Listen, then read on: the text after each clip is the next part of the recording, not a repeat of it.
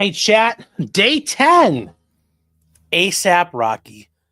Hope you guys are doing well. But we're getting into the home stretch. This is going to be it, looks like, today for Rocky. And we've got day 10. We are finishing up the testimony of 12E. Remember the marathon session on Friday where the court told the prosecution, you have 90 minutes left. Hold on one second, chat. What's up?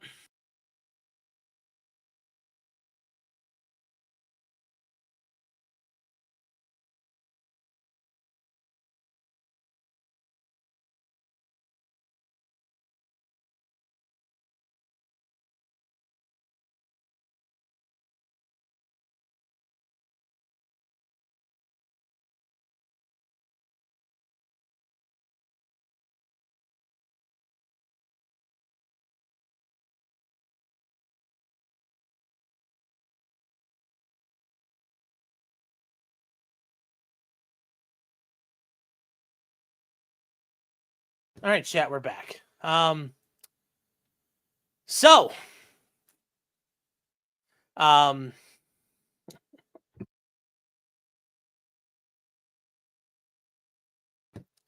here we are, day 10. As we remember, 12E was going through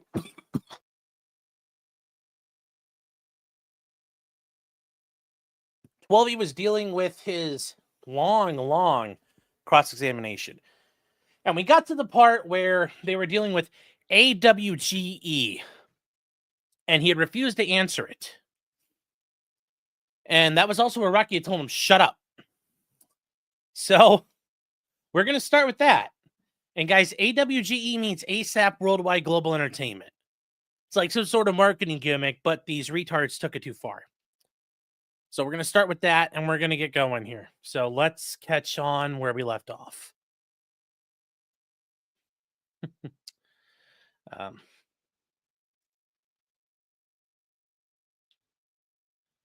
Oh, we have closed captioning today. Good. So here we go. And we've got speed. We're going to go 1 point. We're going to go 1.3. There we go. Just a little faster to make up for time, chat. We got our volumes boosted up. So let's catch up to Rocky. I mean, we're already, look at this chat. We're just making up time. We're making up time right now. Chugging along here. I mean, look at that. We've already gone through like an hour and a half of time just by sitting here. So isn't that the neat part about this? You know, the best part about it is we are time travelers. And here we go. Come back in. Okay. So here we go. Situation has arisen. After I finish the summary, I don't want any, at least now, I don't want any comments from anybody. I just want to summarize this. After I summarize the situation, then I want the witness to come back. And, there's a witness problem. Let's find out what this is. Mr. Lewis can resume this cross-examination. All right, I received a copy of an email sent by Mr. Siegel that was last night at 8:32 p.m. That was addressed to Paul Slomick and John Lewin and the other participants in the trial. And the email states, during the preparation of our summary relating to Lewis Levin, who is the next witness, yes? Yes, sir. We inadvertently omitted certain information he conveyed to us in August of 2024. An omission we only realized after Mr. Phillips was asked questions about the prop gun's whereabouts on Friday. Accordingly, we met with Mr. Levin today, who reiterated the following information that he conveyed previously. Mr. Levin was involved in the decision-making with Rocky for Rocky not to carry the prop gun after November 6th of 2021, because it did not serve its intended purpose of acting as a deterrent. Consequently, Mr. Levin took possession of the prop gun after November 6th of 2021 and subsequently contacted a co-writer/co-director on the DMB music video from which it was obtained in order to make arrangements to return it while in New York. In that regard, Mr. Levin met at the Roxy Hotel in New York with the co-writer / co-director and gave him the prop gun and accompanying accessories. Mr. Levin is prepared to provide you, the prosecutors, with the name and contact information for the co-writer / co-director, and also to meet with you tomorrow at 9:30. This is late discovery. Casting any aspersions, I am not accepting the Prosecution. Who was that? What was that noise? I opened my laptop and the sound came out. Oh. I'm not accepting that it was inadvertent. There is a summary that was provided by the defense to the prosecution as required by Penal Code Section 1054, and it lists a number of areas that Mr. Levin is going to be testifying about. There was no mention in the summary about him taking possession of the prop gun and what he did with it after. Now, there's a case called People versus Jackson. And that site is 15 Cal App Court 1197. In this case, the court completely precluded defense witnesses, a defense witness, because here, I'm going to quote from the case. Here, because the testimony was allegedly exculpatory, the trial court refused to believe defense counsel did not seriously consider calling the witness until moments before he did. Even if withholding the identity of the witness was not willful, lesser sanctions would not have been adequate. Immediate disclosure or contempt of counsel would have been insufficient because the people would not have had a meaningful opportunity to rebut or impeach the statement.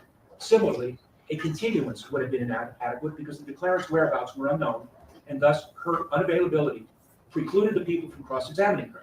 The people would have been unduly prejudiced by admitting the testimony without an opportunity for cross-examination, and the integrity of the adversary process would have been compromised, as parties with little to lose would be encouraged to not comply with pre-trial discovery rules.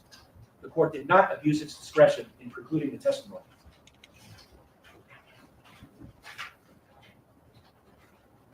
And this is what the court in Jackson also ruled. Rather than comply with reciprocal discovery rules by giving the people the name of the witness and the proposed testimony, he chose to surprise the people with a statement at trial. Admitting such potentially unreliable evidence, untested by cross-examination, would not only have prejudiced the people's case, but would have undermined the discovery process. So the situation we have is not quite like Jackson, but it approaches Jackson. I believe that under Jackson, I would have had the authority to preclude Mr. Levin from giving any testimony about this recently discovered evidence, or this information that was recently turned over to the police about him taking possession of the prop gun and what he did with it. If I did that, however, the defense case would be prejudiced. But then I'm also concerned about prejudice to the people, because this came late in the game. So this is the way I thought it could be remedied, so that neither side is prejudiced and both sides can fully present their case. Before Mr. Levin takes the stand, I required that he agree to a complete interview by the prosecution, and I understand that happened. Yes, after initially refusing to speak with us. Right, so a few moments ago. I also required that the person who took possession of the gun, the director in New York, that he be interviewed on tape by the people. And if Mr. Levin testifies to anything that is inconsistent with any prior statements he made to this person in New York, that the tape can be played to impeach Mr. Levin's testimony, if there is any. So that's the way we're going to remedy to ensure both sides are treated fairly, neither side is prejudiced, both sides get to fully present their case. Now, I understand, Mr. Lewin, you interviewed Mr. Levin for a period of time, and you said some additional information has come forward that you did not have on Friday, which relates to the witness on the stand now? Yeah, yes, Your Honor, both from, it's going to be important. I don't want to disclose it, but I can tell you that based on what we're being told now, there are going to be questions I'm going to have to ask of the court witness on the stand. With that in mind, I'm asking the court for an additional 30 minutes. I understand the court has given 90. I'm going to ask for an additional 30 minutes. I promised the court I would finish during that time. All right, is this information that you did not have on Friday while you were cross-examining the witness? Yes, that is correct. So when did you discover this additional information? Well, I discovered it in speaking to the individual, just so it's clear, when they turned over the information last night, they still did not identify who the person was. When the court ordered that it be turned over this morning, they didn't immediately. Okay, chat. So here's what happens. Rocky's producer, who's going to testify next, provided more information than anybody was aware of. The defense forgot to turn it over. The court doesn't believe that it was inadvertent. He believes that was intentional. That information also includes claims from him that he turned the gun over to another person. So there's somebody in New York who has access to that prop gun and currently has it. So before Lewin gets to testify, he has to speak to the prosecutor. They have the chance to question him and interview him because he's refused to do that so far. They also get the right to interview that person that Irving spoke to. They get that right too, and they're going to interview him on Zoom. They're going to be allowed to record it, and they're going to be allowed to impeach Rocky's producer with that tape if it comes to it.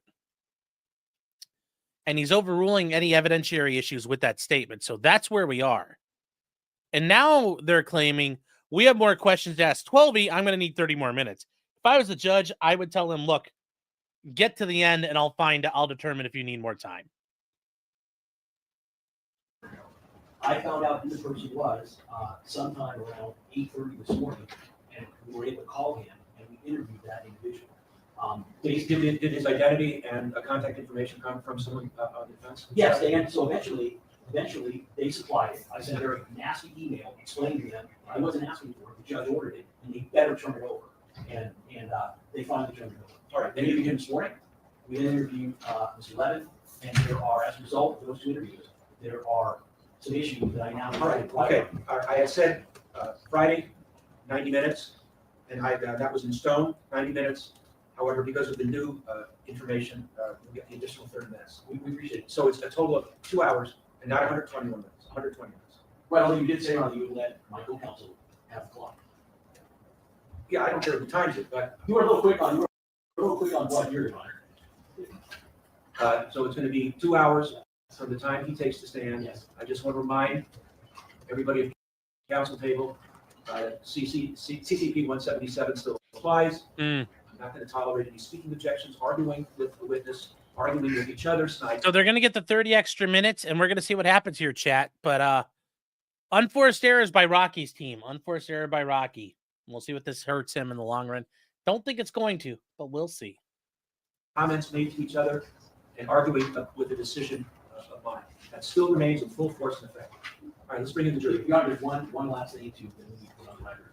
One, regarding the court's last comment, we just want to make sure we have to get it to rounds because we cannot respond to the grounds. Court's ordered it, so The defense is well aware. Okay. If there's an objection, the legal basis has to be, it has to be stated. The second issue, Your Honor, the court said the court did not want to, quote, cast aspersions on either side. The court has found that this was not inadvertent. That's right, and nothing more need be said about it. I did not find it was inadvertent. That's why I came up with the remedy I did. I don't want to talk any more about it than I already have. Let's bring in the jury.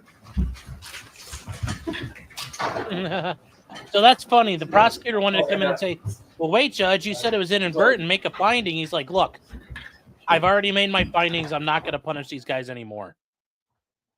So that was the prosecutor trying to get in more digs. The judge told him, fuck off. So here we go. Did you and Tay-Tay suffer together, Ag? Did you and Tay-Tay suffer together? Must have been sad.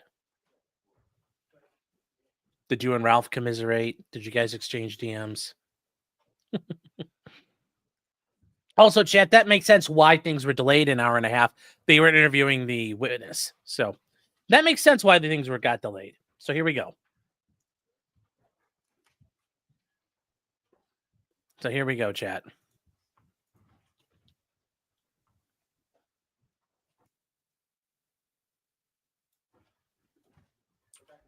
Have you had any contact? That means by text, in person, smoke signals, whatever it might be, in contact with the defendant or his attorneys since you were sitting in court on Friday?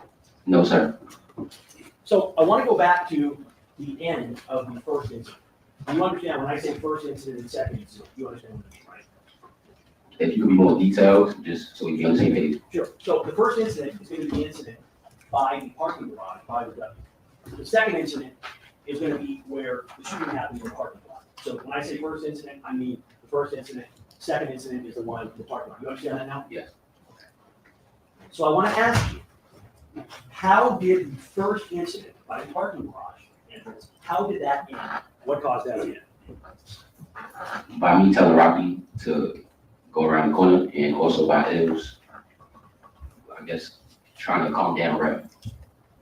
You would agree that that first incident ended only because there were literally people walking by the defendant as he took out that gun, correct? No, Do you remember people walking by the defendant as he had the gun out? I remember seeing people walk up the hill, yes. This is my question. Do you remember seeing individuals walking directly by the defendant after he removed the gun and had the gun in his hand? I did not see individuals walking directly next to him. Okay, let me show you. We're going to put up again People's 15. So I want you to watch. You're going to see steps. There's a gun out. Now they're off camera. And you see, stop it. Did you see two sets of footsteps that were walking from the direction to the left of the screen, past where you guys were all standing, to the right? Just mention. Yes. And would you agree that if we rewind that, they are literally walking by? You can't see where they are, but you can see their feet. They are walking by literally the spot where the defendant has the gun at the time he has the gun out, correct? Can I see it again? Sure.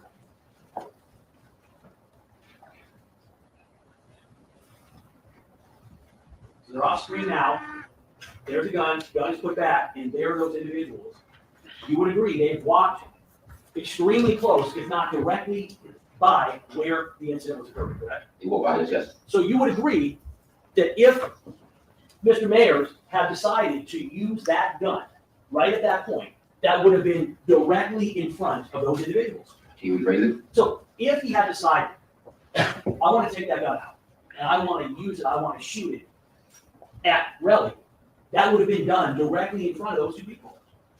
I can't answer a hypothetical question, but he did not do it on the screen. Listen to my question.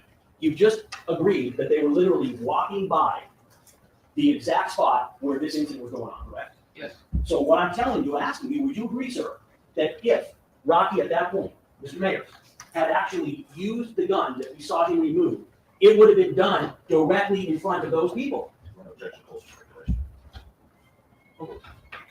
I can't agree because you see him going in the opposite direction. You can see the people walking in another direction from him. You don't see them running. You don't see them trying to like evade anything. You see them walking.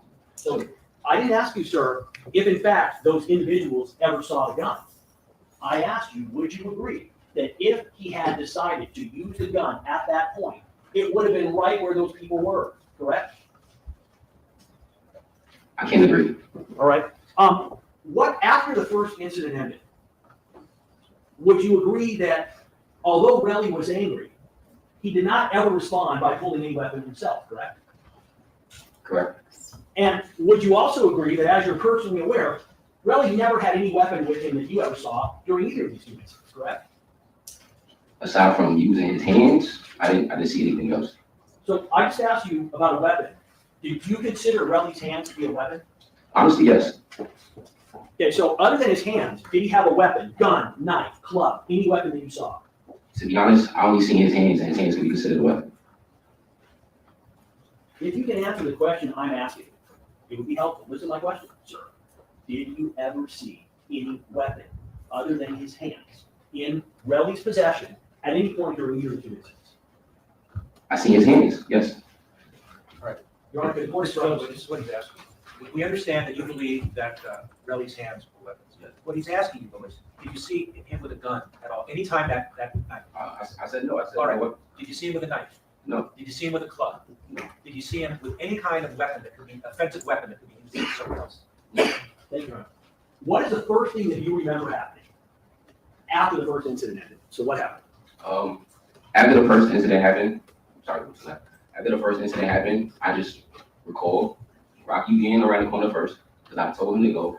Also, Ills trying to calm Brell down, Rell in the back, kind of angry and like volatile, getting ready to make a move. But I'm telling Rocky, yo, leave. You know, so that's the first thing I seen. First thing I seen was Rocky leave. Then it'll speak to Relli, and then Relli start picking up more energy to like get closer to Rocky. And it's your testimony at this point in time, you have not seen Relli hit anybody, correct? Not yet. Okay. And you've also talked about how large and muscular Relli is, correct? Yes. You mentioned that Relli is much stronger than you. He's much stronger than Phillips. He's much stronger than Mr. Mayers, correct? Yes. So would you agree, sir, that the reason that Relli hasn't hit anybody at this point in time is because Relli didn't want to hit anybody at this point in time? Question mark, what stated my speculation of it. Read the question back, please. Would you agree, sir, that the reason that Relli hasn't hit anybody at this point in time is because Relli didn't want to hit anybody at this time? Stand. Was there anything preventing Relli Good objection. from punching Ills? At that moment, I feel like his eyes was on Rocky. So I'm not too sure what was his state of mind. I'm not too sure. I didn't ask you state of mind. I'm going to ask you again. He's right next to Ills, correct? Yes. Is there anything that would have stopped him from physically being able to punch Ills? He did end up punching Ills. You just testified that he did not punch Ills. No, I'm saying he did end up punching Ills. So can you explain it to me so I can understand? Sure. I'm only talking about this first incident, all right? You're saying, you talked about how Relli is angry. Yes. And even though I didn't ask you, you interjected during the last question how Relli was, quote, planning his next move or about to make a move. So the objection already made it.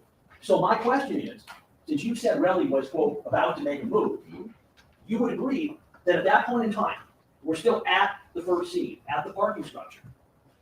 There was nothing to stop Relli from punching Ills right at that time, correct? Correct. There was nothing to stop Relli from punching you at that time, correct? I wasn't that close. It was space between us. Well, did you ever see Relli charge you and try to punch you? Yes, I did. So you're telling me that at that first incident, you are now testifying that Relli tried to punch you? I'm saying when we turned the corner, this is still a part of the same incident. I understand you trying to separate it, but it's still the same incident when he's coming around the corner. And you're telling me Relli tried to punch you when he went around the corner? Yes. And can you tell us where in your statement you ever mentioned this fact that you're now testifying today? Objection mark is not a statement. It was- It's a statement that they provided to Judge Dolan. You want me to show you the statement? I don't need to see the statement. Have you ever told the defense that that Relli tried to punch you in this case? I had to tell them that because you can see it clear on the video. He's coming towards me. So you're saying he's coming towards you and you're saying he tried to punch you. Which is it? Did you physically see him with his fist try to punch you? So would you like me to explain? I can explain. Well, I what want he you to said. answer the question I've asked you, yes or no. Yes. For one, after he hit Ills, I heard him. Now, this is where if the prosecutor's going to stop him, you should stop him. But if he's going to keep letting him run at the mouth, the judge should be allowing all this in. Running towards me, and then that's when I juke and I run to the side. Wait a minute, you just testified, sir, that Relli. See, why would you let him say all that if you're trying to fucking nail him down? This is, once again, Lewin is doing shitty cross-examination with a couple of flashes in between of brilliance. never tried to hit Ills at the first scene. That didn't happen until the second scene. Okay, I'm explaining the whole situation. So to you, it might be one incident, two incidents. To everybody, it's just one incident. No, sir, I clarified with you, and you told me you understood. We were talking about two separate incidents. I asked you specifically what happened during the first. So the first I'm incident. not done with my question. When I'm done, you'll know. Judge, objection. When I'm done, we'll know. Oh, you went to the bathroom. See, 12's sitting there talking, and he just got all pissed off at 12. So 12's got a smile. Once again, 12 is controlling this prosecution. He looks good in front of the jury. And notice, they had that AWGE thing. They kind of like just glossed over that and moved on. You know, I think they go back to it at some point, but it's like, why wouldn't you just like sit there and hammer on it for a while and just like really go after him where this guy gave you some gold and instead you're wandering off into the weeds about Relli fighting and shit. Like there's things you can do here and there's things you won't do. And I don't know why you're not doing them. Sir, please listen to my question.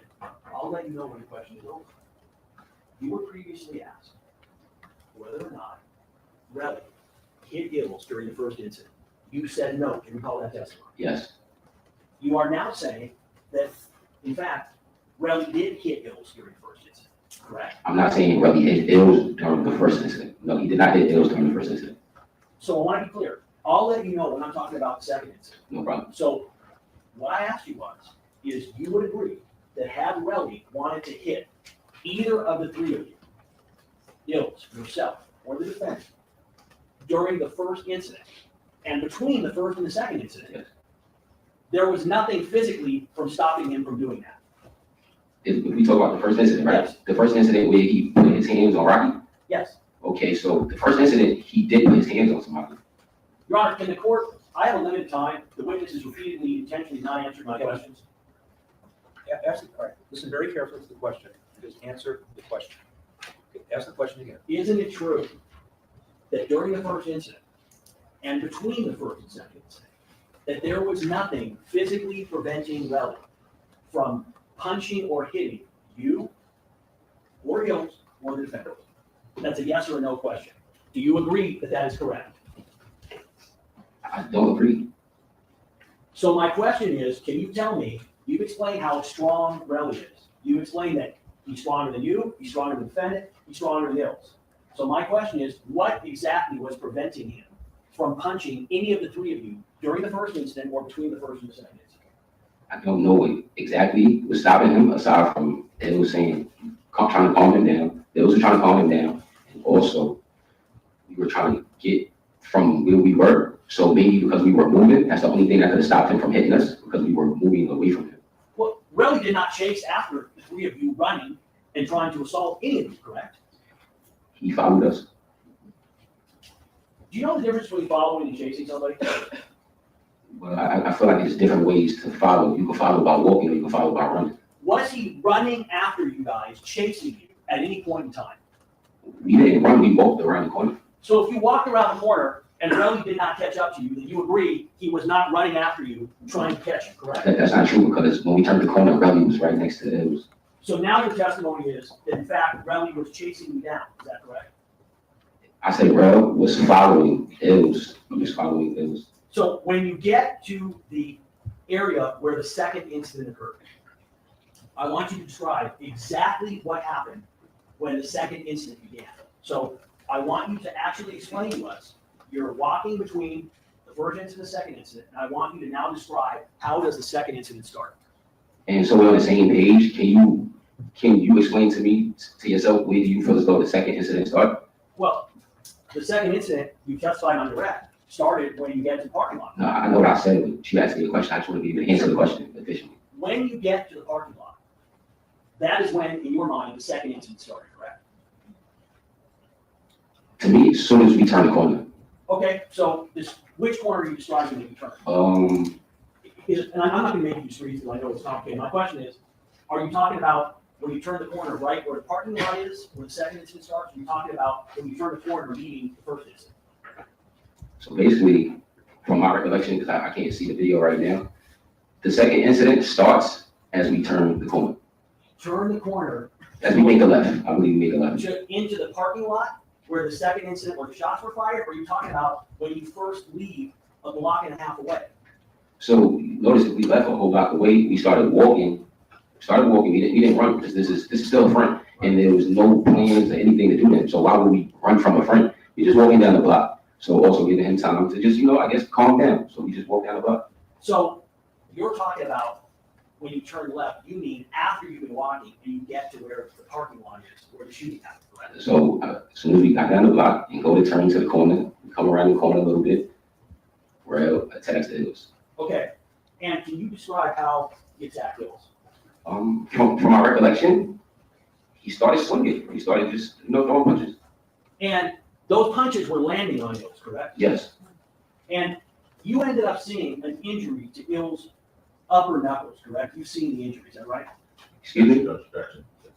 Ills or? Not Relli, sorry, my fault.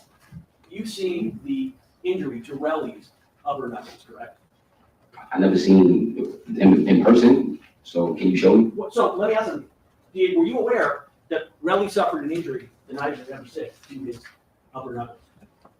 Upper finger, excuse me. From what I heard, but I never seen the injury. Okay, I'm gonna show it to you now. You're not gonna keep on doing it. See?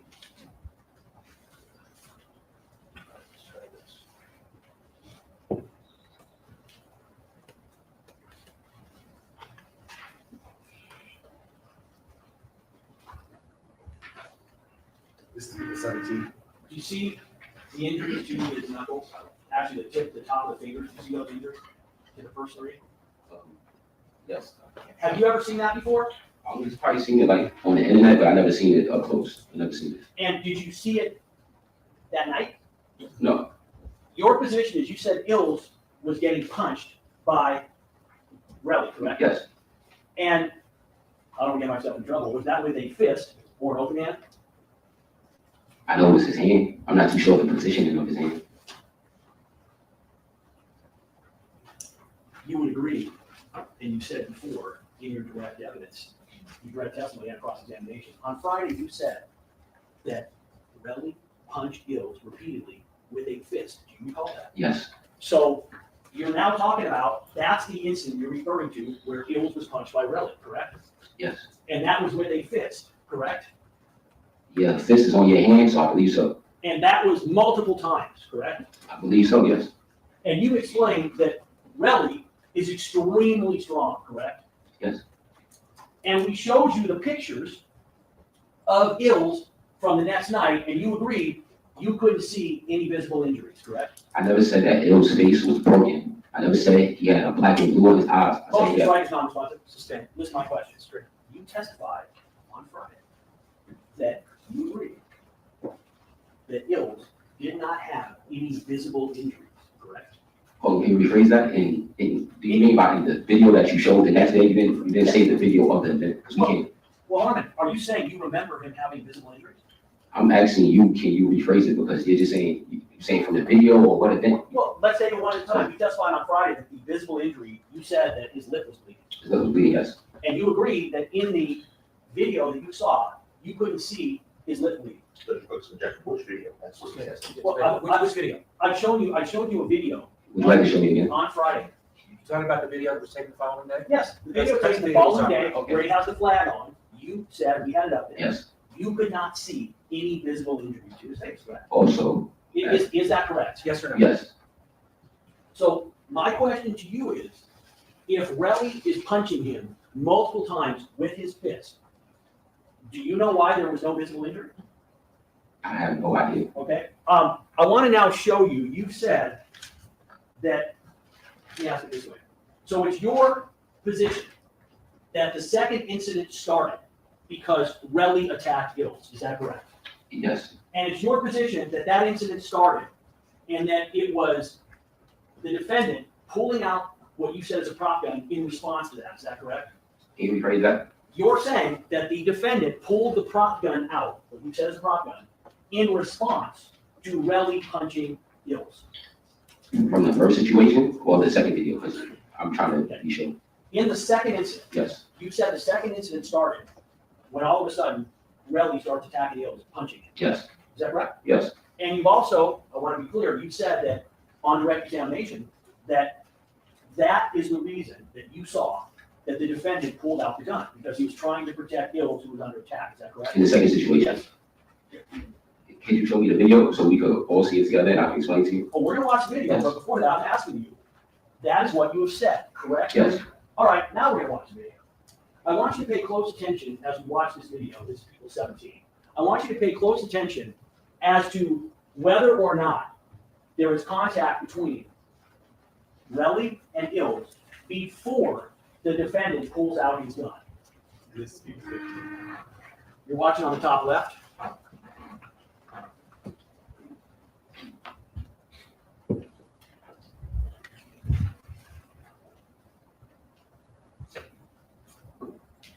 Stop. You would agree that at this moment right here, that the defendant has removed the gun and is walking towards where Relli and Ills are, correct? No, I want you to tell me, use the pointers. I want you to tell me Identify each person on the screen, please. Okay, can you rewind it? Sure. Right here. Yeah, we'll rewind it. Who's in the red? I'm in the red. You're the easiest one to identify who's in the red, right? Okay, So stop it. stop it. Okay, That's Rocky. Okay. That's myself. I believe over here is Bills. I can't tell you. okay. Do you agree that at this point in time, there is no contact, and there has not been any contact at this second incident between Relli and Ills? Well, yes. Okay, we're gonna keep playing it. Stop.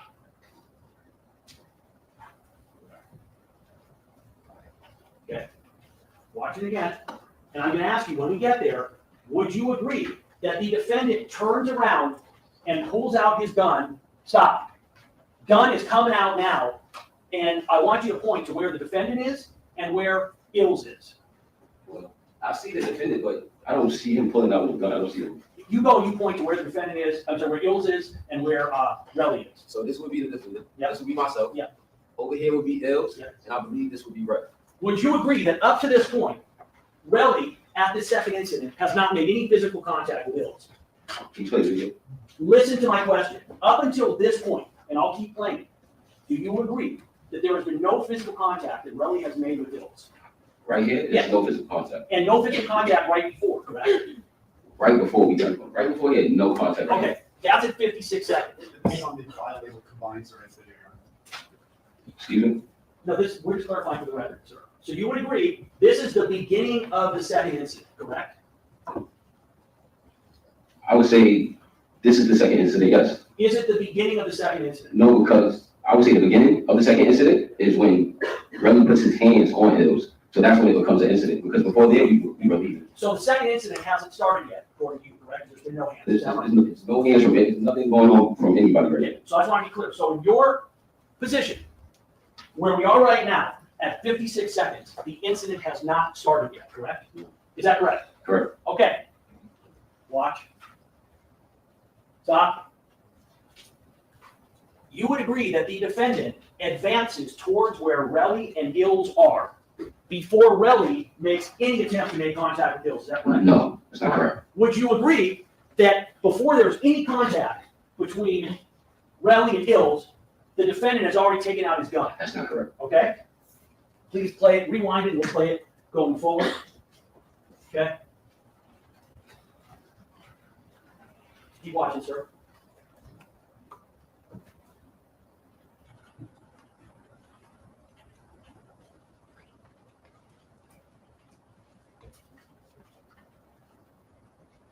Want to stop? Where were you when this second incident started? Well, referring to when I said it began, Yeah. when Relli attacked Hills, Yeah. I was right there, I was right next to him. What did you do? As soon as the defendant, you saw him take out his gun, what did you do? Can you rephrase that? When the defendant took out his gun, you ran towards that wall for safety, correct? No, I ran towards the wall. If you could play it, you could see Rel coming towards me. That's when I moved. I'll play it again. So your position is you were going, I thought Relli is attacking Ills. Is Relli attacking Ills or is he going after you? Which is? So Relli hit Ills, he got Ills out the way, and then he tried to hit me. And I stated before, I'm not fighting Rel because I ain't being hurt.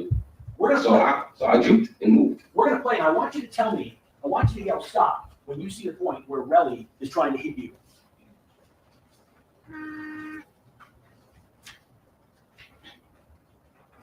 Stop. This is where you're saying Relli's trying to hit you. Yep, and you see me moving. Let me ask him, you would agree that by this time, the defendant has a gun out, correct?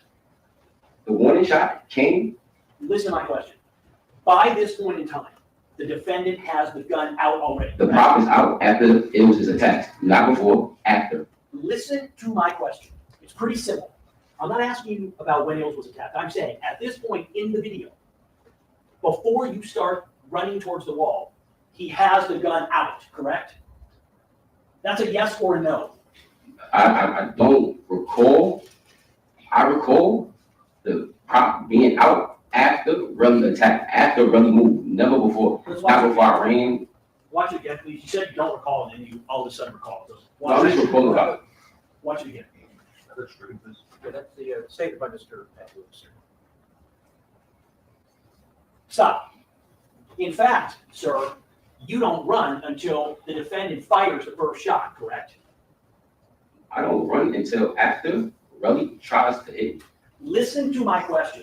Did you just see, sir, listen, did you see the defendant firing a shot at what we just saw? We'll play it again for you. Can you play it again? Sure.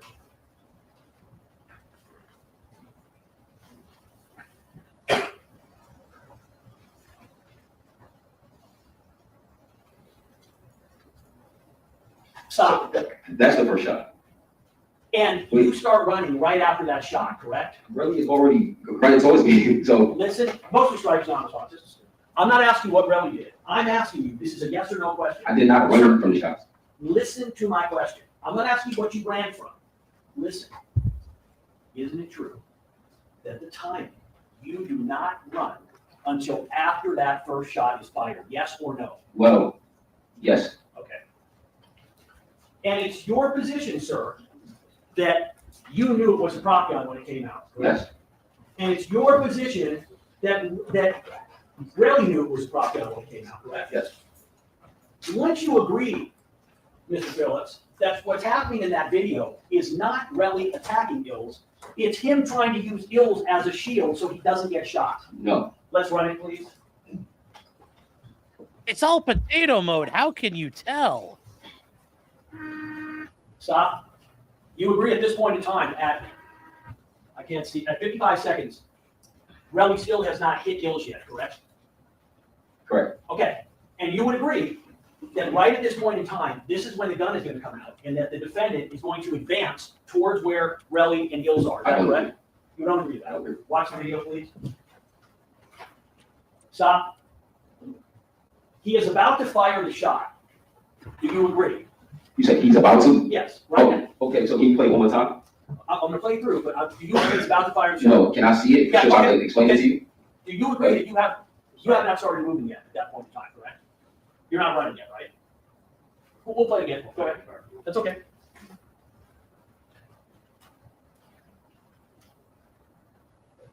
Gun is out, and now he's about to fire. Boom. Shot happens, and you run after it, correct? I run because if you. That is not what I asked you. Motion strike is non-responsive. Objection. No, stop. The answer is non-responsive. So is this, He's asking you a question. Okay, Wait, hold on. He's asking you a question, which calls for a yes or no. I'm not asking you why you ran. I'm asking you, isn't it true that you do not run until after the defendant fired the shot? that's not true. That is not true. So play it one more time, and I want you to tell me when the shot is fired. You tell me when you see that first shot fired, please. Yes, Okay, you tell me, you say stop when the first shot is fired.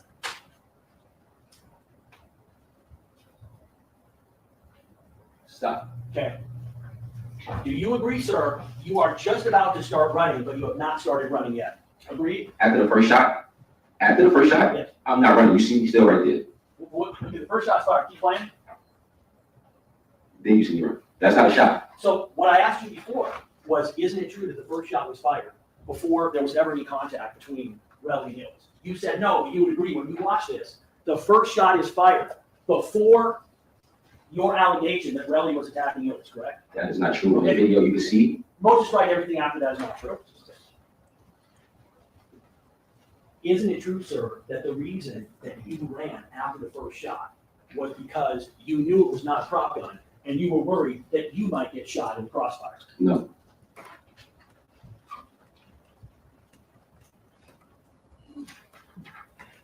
How many shots did you hear getting fired? I want to say just two. But after the first, No, that's enough. I want you to keep watching the video, and I want you to tell me when you see the second shot being fired. Okay. Let me just stop for a second. Would you agree that between shots, that Relli is grabbing Ills and trying to use him as a shield? no, really, the whole time. Motion strike, The answer no? no. All right, yes or no? Would you agree that after the first shot was fired, that the defendant is maneuvering his gun in what appears to be an attempt to find a line of fire toward Relli? No, How can you tell in potato mode? That is even a 144p. That's like 6.2p. There's no definition in this camera shot. There's no way you could tell. All right, let's play it, please.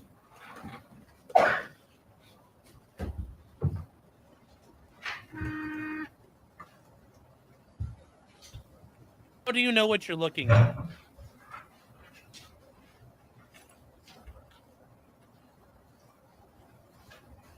So, is this what we've just seen?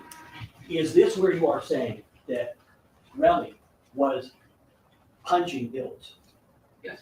And is this also where you are saying that having watching this, you do not believe that Relli was attempting to use Ills as a shield? I do not believe it.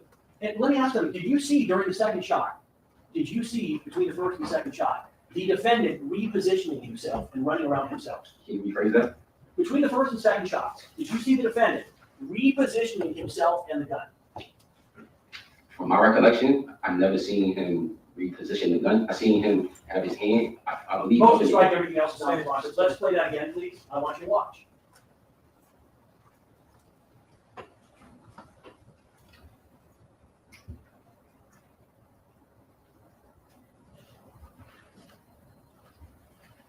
Sir, isn't it true that what you just saw, is you saw between the first and second shots, Relli holding Ills, trying to keep Ills between he and the defendant literally running around with his gun, attempting to get a line of sight on Relli? No. Let me ask you something. You testified that everybody, including Relli, knew it was a prop gun, right? Yes. If it's a prop gun, and Rocky knows that everyone knows it's a prop gun, can you tell me, are you aware of why he would have a need to be repositioning himself between shots? Do you know? No. Would you agree that if it's a prop gun, and that Relli knows it's a prop gun, that it's going to have no effect on stopping Relli from doing anything because he already knows it's prop gun? Correct, because it didn't stop him. So you know, you're saying it didn't stop him. This is my question. Your testimony is that the entire time Relli knows this is a prop gun. Yes. You're telling me that when it's pulled on him at the first scene, he basically says, "Put that fake gun away," correct? Yes. You're telling me that the second scene, when the gun is taken out and fired, Relli knows it is a prop gun, correct? Yes. You're telling me that when Relli is running around, that he still knows it's prop gun, correct? He wasn't running around. He's hitting it, so he's not running over it. But that entire time, you're saying Relli knows it's prop gun. Yes. Can you tell me, are you aware, sir, of how that prop gun, if Relli knows it's a prop gun, how that in any way is going to stop him from allegedly attacking Hills? Do you know? Well, just the sound. That's all I can say is the sound. So you're telling me that even though Relli knows it's not real, that he's going to stop attacking Hills because of the sound from a fake gun that he knows is fake. Is that your testimony? It was the sound from the prop, also the sound from the car alarms. It was drawing a lot of attention to the situation. So as you can see, Relli didn't run. He got a couple more hits on Ills. Motions, okay, fine. Can you tell me, how does this incident end? How does this incident end? How does it end? Okay. Well, after the incident, as you can see, there's a lot of attention being drawn to us. The call alarms are going off. I push Rocky, yo, bro, let's go. We out. Because our voice before, yo, we should have been left, you know? So now we're leaving. We're going in the opposite direction. Let me stop you.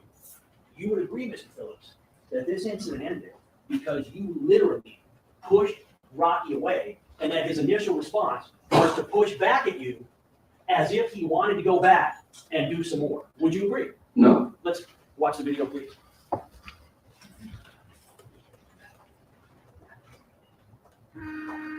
Stop. Would you agree, sir? You are literally pushing Rocky away, who is trying to advance towards back what is going on.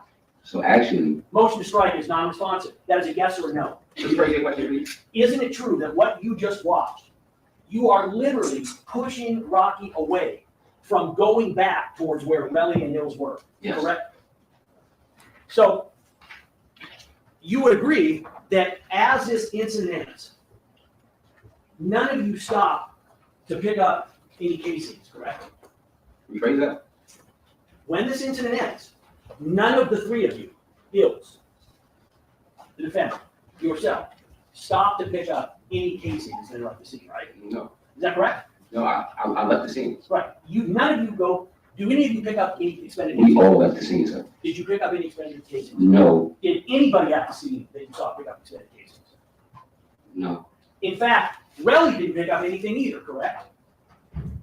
I have no idea what Relli did. I thought you said you were watching him the whole time. Oh, I'm saying you said that he picked something up. You told us, continue to watch the video, I want you to watch it, and you previously testified that you were watching Relli the whole time. Defendant is running away in this, right? Yes, he's out. He's gone. Yes. You would agree, sir, that at no point in time did the rest, any of the three of you that were left, pick up anything off the ground, correct? I didn't pick anything up. And did you see Hills pick anything up? It was then he picked his elbow off the floor. That's not what I asked you. Did Hills pick up anything off the ground? I don't think so. Did Relli pick up anything off the ground?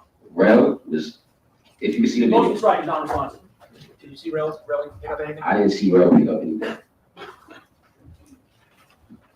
So it's your position that you, the first time that you ever saw the injuries to Relli's hand was when? I'm not too sure the specific date, but it was only online. Okay. You ever hit anybody? You ever been in a fight yourself in your life? Yes. When you hit him, do you hit him with your knuckles or do you hit him with the injury that he has to his hands? Well, I'm not too sure how everybody else throws their punches. You know what I'm saying? Some people don't even know how to throw a punch, so I can't tell you how somebody else throws a punch. Well, you basically said that Relli is a very strong guy. You worked out with him. Do you think, based on your experience, knowing Relli for 20-something years, do you think Relli knows how to throw a punch? No, Oh, you don't think Relli knows how to? no. So it's your position that the injuries on the fingers were from Relli punching Hills. I believe so. I feel as though you can see him fighting Ills. I think he hit the floor. Motion to strike, everything is. See, that's wrong. You asked him to answer, and you wanted that answer. He should be forced. You should be forced to take this answer at this point. This is bullshit. He let him talk. After yes, it's on slot. So I simply asked the yes or no question. He had it.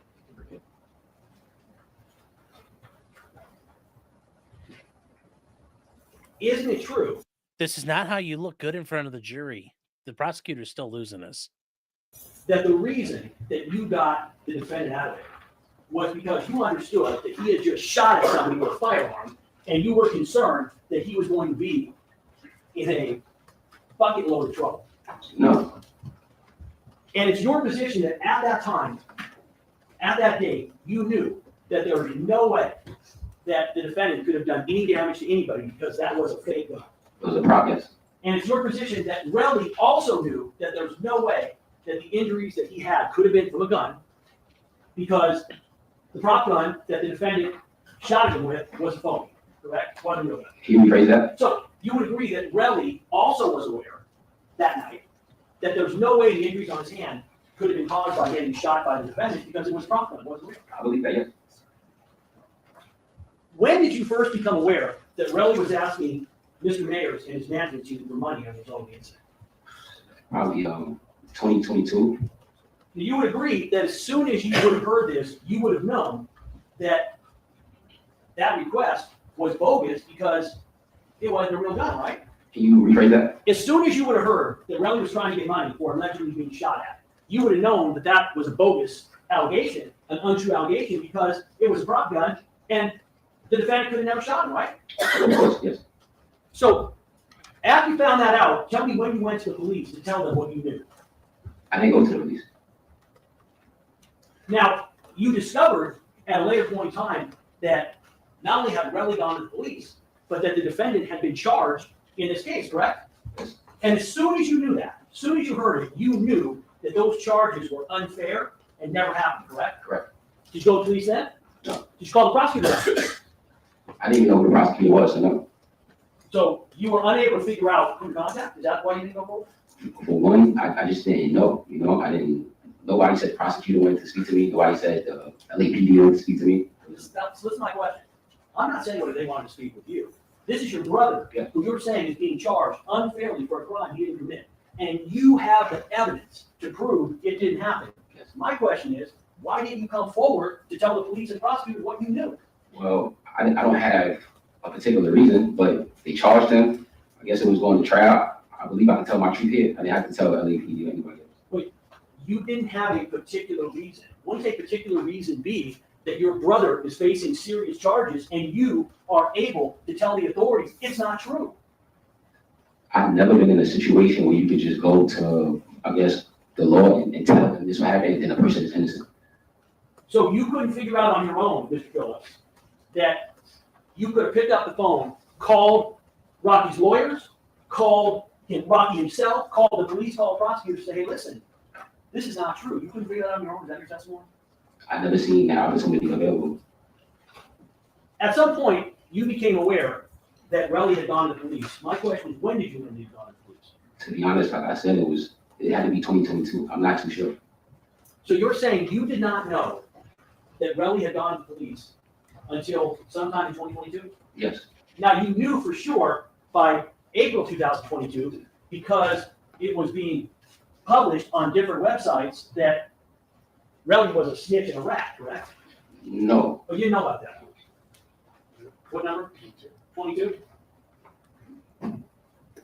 Who's out on the left side of the screen? is that right? Who's on the right side? Or, Barry's another brother of yours, right? yes, This is dated April 20th, 2022. You know what no jumper is, correct? I'm aware of what the platform is, but I'm not a supporter of jumper. Well, so let me ask you something. When's the first time that you saw this post that says, at ASAP, Barry says that ASAP Relli snitched on APRocky causing his arrest earlier this morning? When's the first time that you ended up hearing that, seeing that? Well, this is my first time seeing this post, so You've never seen that post before today? I have my own business. I'm not a part of the jumper. So I'm not asking you a part of the jumper. I'm not a part of no jumper. When did you first learn that Relli was being labeled a snitch and a rat by other ASAP members and by the rap community? But they're checking other ASAP members. There's one person here. Check the characterization who stays there. That's, On record. no, that's, let's keep the objection again. I'm just responding to that. Right. Ms. Stacy, Objection stays in. There's a question, so I'm not mistaken. When did you first learn that Relli was being labeled a snitch and a rat by other ASAP members and by the rap community? Also, I'm not just stating overall. You can praise it. can you read that, please? When did you first learn that Relli was being labeled a snitch and a rat by other ASAP members and by the rap community? So I never learned from other ASAP members that he was being called a rat. I'm not a follower of no jumper, you know, and Relli is not a musician, so other musicians aren't talking about Relli. So you're telling me that these other ASAP members who you refer to as you are all brothers, correct? Yes. ASAP Bari is a brother, correct? And to be honest, Yes or no? I haven't seen Barry. I haven't seen it. I have a question. When I'm asking you a question, instead of looking at me, you look over at the jury. Is there a reason why you're not looking at me when I'm asking questions and why you're looking directly at the jury? I'm looking at everybody. I'm giving eye contact with everybody. You know? Has anybody told you that when you answer questions, you want to turn and look at the jury? You can directly do that? No, but I have answered Most questions. right, everything else is non-responsive. Everything after knows. So this is my question. ASAP Bari. Wow. You know, and the funny thing is, remember, Chad, he would tell his witnesses to do that. This guy's really smart. He knows what you have to do. It's not rocket science how to look good in front of a jury. And 12E is just kicking fucking ass here, Chad. You referred to him as a brother. I'm not on my question. You previously referred to him as a brother. Now you are saying, not only did you not hear anything about these rat allegations involving Relli from Bari, but you never heard about it from any other ASAP. Is that correct? No. Is that correct? No. It is not correct. I haven't heard it from anybody else in ASAP. And this is my first time seeing this. Like I said, I do not follow no jumper.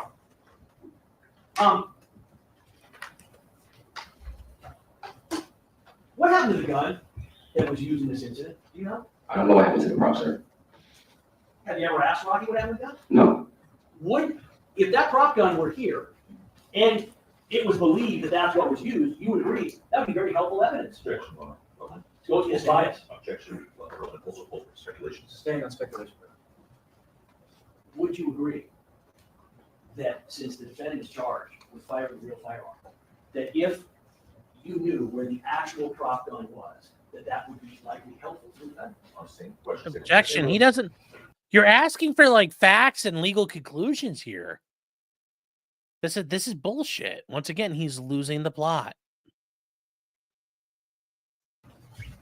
Where's prop gun?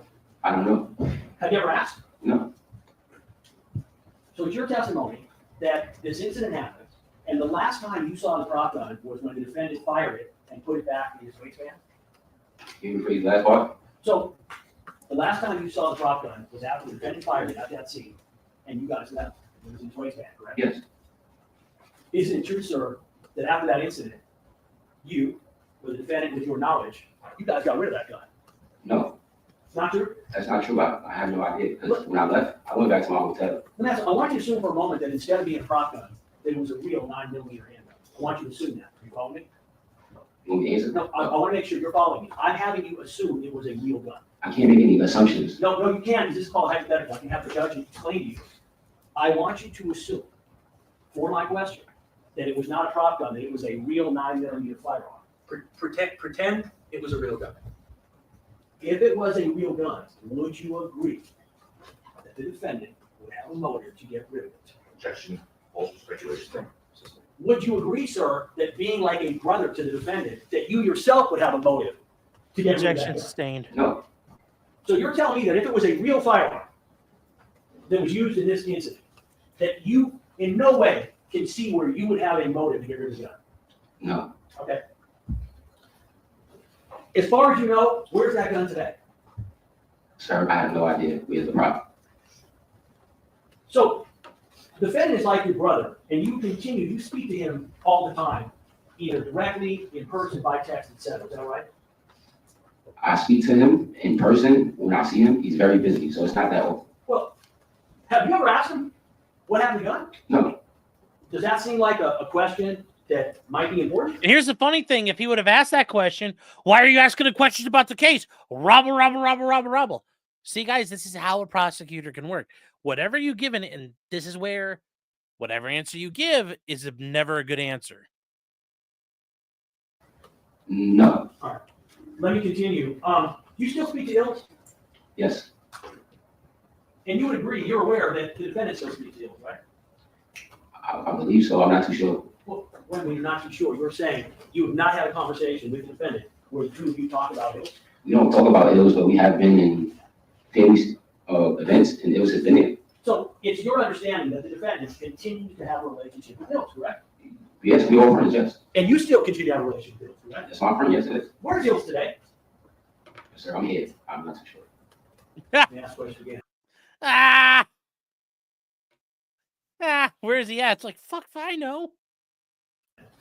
Where does Ills reside? Where is he today? Objection, lacks personal. I'm asking him, Your Honor, I can't, last person, I'm asking him if he knows. There's a Asked and answered. He already said, I'm here. I don't know where he's at. last The question. question was, does he know? Yeah. I thought you asked him, where is he? And do you know where Ills is? No, sir. Where is the last time you knew Ills to be? In New York City, In New York City. When was this? sir, maybe November November of this, 2024. 24, yes. And you are aware that Ills is aware that the defendant's been charged in this case, correct? Objection, false speculation. Have you ever had a conversation with Ills by text, in person, etc., regarding the defendant's case? No. Has Ills ever said to you at any point in time that he is aware that his close friend APRocky has been charged in this case?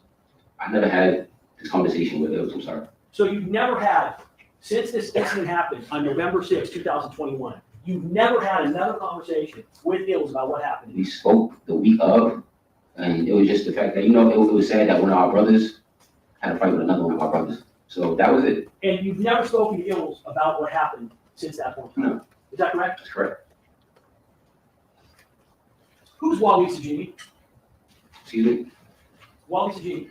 Who is he? Well, I believe he works as I guess a liaison for different I guess like tech companies. I'm not too sure. He's also known as ASAP Wally, right? No, he's not.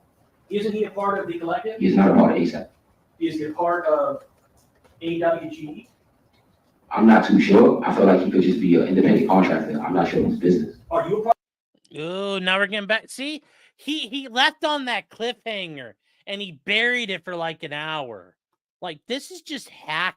This is really bad. Like, we're like an hour. Like we're how far are we in this right now? We're like an hour in, and they're just now getting the AWGE thing. part of AWGE? I'm a part of ASAP. Are you a part of AWGE? No, I'm on ASAP. What's AWGE? I don't know. You've never heard of AWGE. You can't do this. Your gay little internet zeitgeist meme is not going to work. You know what it means. Just bite the bullet. Okay, you're killing the brand thing. You can't do this, man. You can't do this like that. I've heard of it, but I'm not too sure like what it is exactly. Like a creative agency. What do you know it to be? I know the person that's involved with it is a creative person, and just to me, it's a creative agency. Is the defendant involved with AWGE? I believe so. Well, when you say you believe so, how do you know? What do you basing it on? Just from his creative curations. Just based on the chart? Creative curations. So it's a creative agency. Would you agree? I don't know about that. Are you aware Good answer. that Mr. Sajimi is someone that regularly speaks or texts, has contact with the defendant? I'm not too sure what he does. So you don't know. No. How often do you have contact with Mr. Sajimi? Maybe once every 3 months. And when's the last time you had contact with him? Last year he was trying to help me get like something with sneakers. I'm heavy into sneakers. He was trying to get me like a market situation. You said you watched some of the testimony of the stage. You testified that, do you recall? Only like what I've seen on clips on the internet. Well, so I assume you've seen clips on the internet of Wally Sajimi's testimony, correct? Actually, I only seen his thumbnail. His thumbnail. Yes. What does that mean? Just a photo of him with his leg curls, just looking at you. So you didn't see, don't know any of the testimony at all? No. I want you to assume for a moment that Mr. Sajimi testified that he was mediating the dispute between Relli and the defendant. I want you to assume that he testified that. Did he ever reach out to you, Wally, to talk to you about what happened so he could effectively mediate the situation? No. Have you ever spoken to Mr. Sajimi about what happened on November 6th? No. Were you aware that he was, quote, mediating the situation with Relli? I was not aware. You would agree that Mr. Sajimi is much closer to the defendant than he is to Relli, correct? Well, possibly. When you say possibly, you mean yes, correct? I haven't seen Wally in years, sir, so I'm not too sure like what you were trying to explain to me. I haven't seen Wally.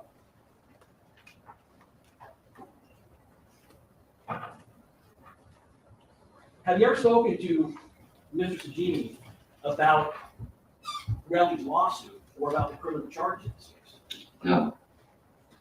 I want to talk about social media for a second. You're on the left board now? Because it's unusual. I will finish under my 2 hours. I know the board had me over, but I just wanted to get that out. All right, I want to talk about social media for a second.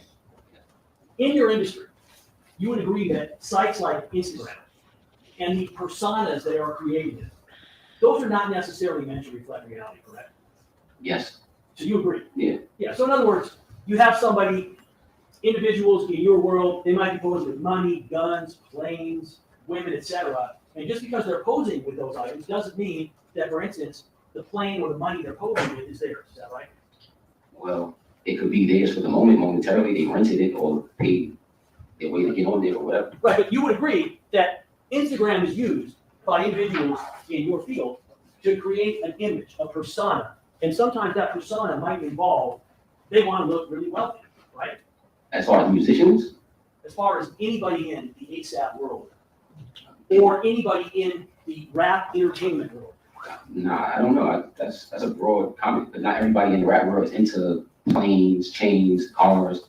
I like books. Okay, that's not what I asked you. What I asked you was, would you agree that when you have individuals who are posing, they are in the ASAP world, in the rap world, and those individuals are posing on Instagram with private planes or wads of money, that is not necessarily a statement by those individuals that, hey, that's my plane, or I have all this money, that it's part of a persona that's created on social media, correct? No. You would disagree with me? Yeah, I would disagree. So in all of your posts, Mhm. have you ever posed with items in your Instagram, whether it be money or physical items, plane, cars, etc., that you didn't actually own?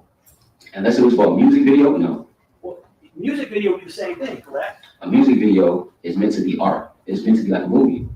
So It's your testimony that you believe that when an individual, so as an example, your position would be that if Relli has on his Instagram a bunch of photos of money or of a private plane, then he is basically saying to the world, that's my private plane and that's my money, and it's like he's testifying in court when he doesn't. Objection.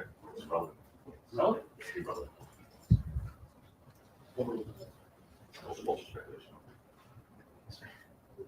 Okay, listen. So I want you to assume for a moment that Relli has had on his Instagram pictures where he's posing with wads of money or private planes.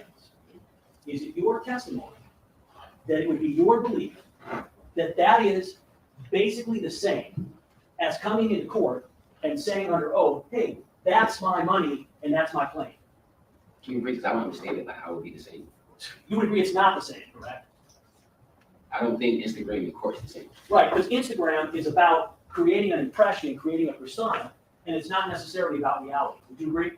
Well, it's a form of reality because you're doing it and you're showing it to people. So you're saying, so this prosecutor is now using this guy to say it's okay to lie. Yes, you're hearing that right, Chet. It's okay to lie. Are you aware that Instagram has rules on it where if you're going to post money or a plane, where you have to check a box that says, hey, that's actually my private plane, I own that? I don't object. That's what? Seems that It's it's the the same same. objection. Correct, it's the same. I want you to assume for a moment, sir. You have an Instagram, you know, correct? Yes, I do. So I want you to assume for a moment that Relli has on his Instagram pictures, photos of money, photos of a plane. Does that mean to you that Relli is telling the world that is my money, that is my plane, or is that a persona that he is creating? I feel as though, yes, because why would you post somebody else's money? So again, as far as you know, you're unaware of individuals or yourself posting things on Instagram that aren't true. I do not post things on Instagram that aren't true. You agree that you refuse to return any messages from police or prosecutors, correct? You said I refused? Yeah, you return messages. You got a message left on your phone in New York City, and you Okay. didn't return it, correct? To be honest, I get a million calls, so I probably didn't see it. Okay. But you're not disputing. You're not going to say, hey, we didn't reach out to you. You're saying, I just don't remember getting one. When did you reach out to me? So this is not question and answer. Uh, Okay? I'm asking questions. You got to give the answer. Let me be clear. Are you saying, you know what? I didn't deliberately not call you back, but I could have missed a call because I get a lot of messages. Is that correct? I could have missed a call. You are aware that we actually asked to speak with you in front of the judge, and you said you would not speak to us, correct? Yes.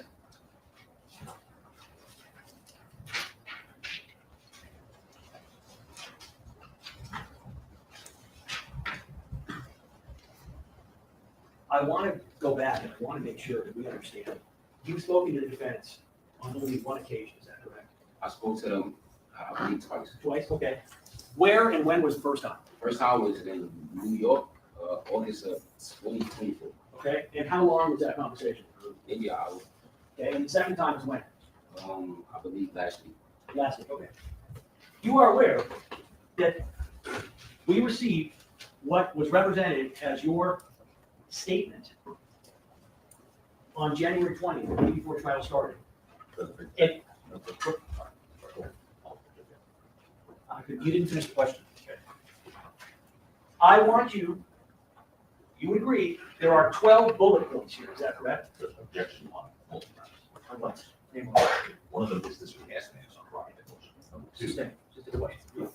Your Honor, given what we discussed this morning, it takes on new relevance. All right. We approach our No, and then I'm also gonna, no, another ground. all right, I'm gonna assume that what you said this morning justifies this line of question. Thank you, Your Honor. There are 12 bullets, which is supposed to comprise your entire statement that you've given to the defense in this case. You had a chance to look at this, correct? Yes, this is not me. Oh, I'm sorry, this one. I don't have it upside down. This one. That's you, correct? Yes. 12 bullet points. You're aware this was given to the prosecution on January 20th. the day of Objection. the- Relevant. This was given to the prosecution, to us, on January 20th, the day before trial started. Hold on. Hold on, what is the objection? Well, It's sustained, sustained. At any point in here, is there any information about prior specific incidents of the defendant carrying a prop gun, which you testified to on direct examination? The objection, this was covered in prior. That's not a legal objection. That's Nash. And it's based, Your Honor, based on, Sustained. 177.5, don't argue, it's, the objection sustained. is there any indication in your statement? about Objection is not a specific statement. incidents involving It's not a statement. God damn you, you fucking asshole. The judge needs to shit can this. We're back to this again. Like, he wants 30 more minutes. He's burning through his time now. I wouldn't give it to him. Rocky, the defendant, being threatened or being the target of violence or home invasion? Yes or no? Yes, I'm telling him, it's a yes or a no. Are there specific incidents listed? it says, for security measures which he was known to do after being the victim of violence and home invasion. Yes, does it list what those incidents of violence and home invasion But were? that's a summary. So I told them. Most, you told them what the answer was. So, correct? no, I told them what the answer was. No, I'm actually clarifying that I said he was victims of violence, home invasions, and things before. It says that, it doesn't say specifically because it's a summary. You were asked on direct examination and you So you're all fired up, and then you let him say all this. I want to strike, and then you let him talk, and this doesn't help you now. This guy is not doing. This is bad. This is bad cross examination. Bad cross examination. gave specific incidents that you listed. Do you recall that? Yes, My question is, did you tell the defense about those specific incidents when you were interviewed? Again, the objective was asked and answered. Other than you know, that's all. Yes, over. Is it your testimony that you told the defense about these specific incidents? yes, Is it your defense that you told the defense? Wait, is it his defense? No, I said that he told the defense about these specific incidents. He said, I thought you said, is it your defense? No. He did. Is it your position There you go. that you told the defense about those specific incidents You just said yes. during your interview? You said yes. I was trying to clarify the sports that I asked the question with a lot of work. So is your answer yes? Is it your position that you specifically told the defense about the prior incidents involving Rocky and the prop gun? the prior incidents, which you mean prior incidents? Would you agree, sir, that the only mention in your report about a prop gun is the sentence, during the altercation, Relli told Rocky and some substance to put the fake gun away? No, that's the first time. And then, That's and before then that. the part that you read, Rocky carried a starter pistol for security measures, which he was known to do after being a victim of violence and home invasions. That's, if you listen, violence and home invasions, those are the incidents. So my question is, you testified on direct examination that there were 3 other incidents you could recall where you saw Rocky with a prop gun. Okay, Did you tell the defense that during your interviews? yes, Do you see any mention of those Objection. incidents? It's irrelevant whether he sees. All right.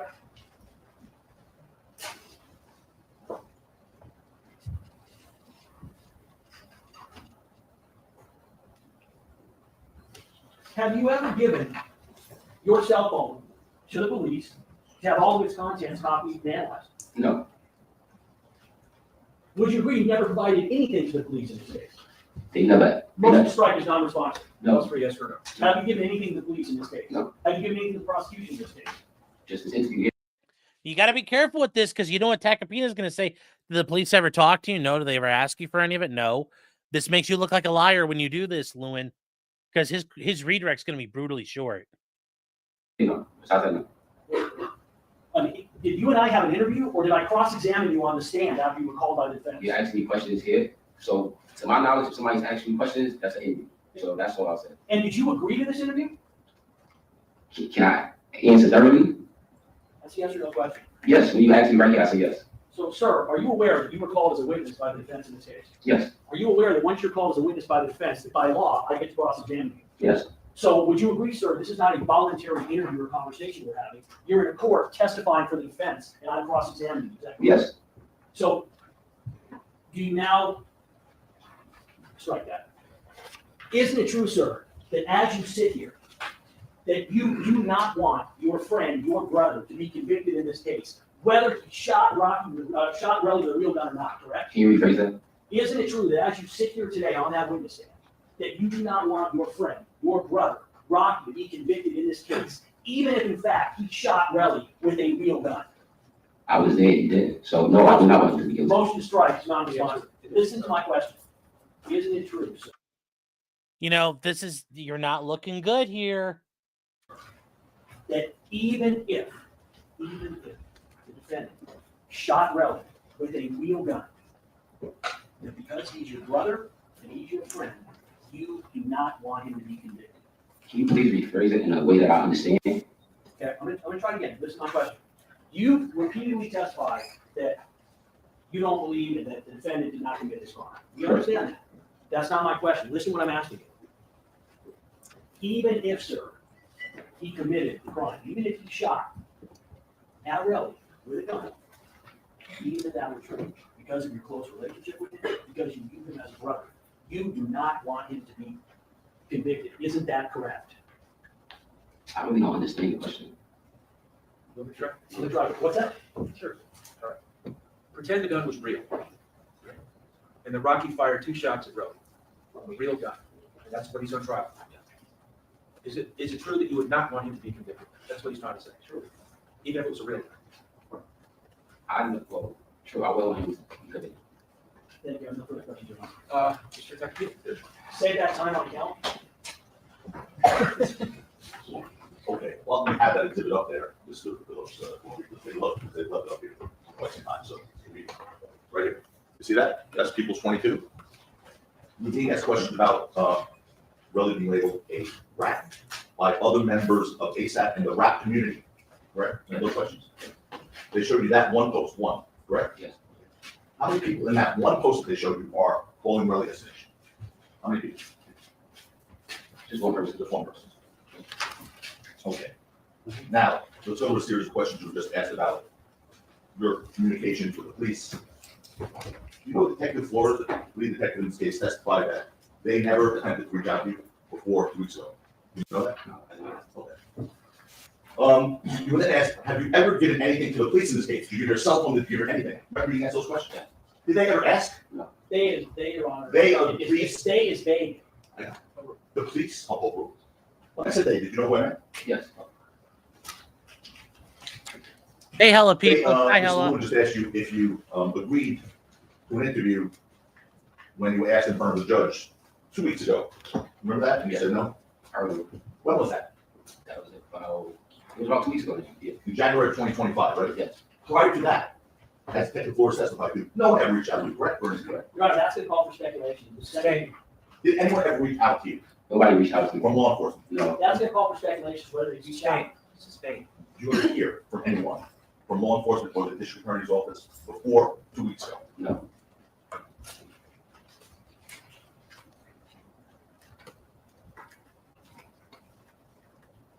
By the way, no one knew who you were, right? Yes, that was in front of me. Knew where you lived, right? Yes. You were speaking to the police as you learned, right? Yes. Then when asked, once you learned Rocky was charged with a crime, okay? Yes. Did you then think maybe you should reach out to the police at that point? Remember being asked that question? Yes, I remember that question. He was already charged with the crime at that point, correct? In 2022. Yes, sir. Okay. So did you think they made up their mind already? Objection, Lee. Sustained. Well, why didn't you reach out to them after he was already charged with the crime? Because I felt as though they already arrested him and charged him without speaking to me. I felt like, why should I speak to them? They already got their mafia. Now, Good answers. well, Good answers. regarding this interview that we had in August last year. And you were showing this summary. Did you write that summary, by the way? No. You ever see that summary before it was in your face? No. Okay. Did you mention the prop gun and Rocky having that prop gun in August of 2024 when we interviewed for the first time? Yes. And who brought it up? We did or you? I worked.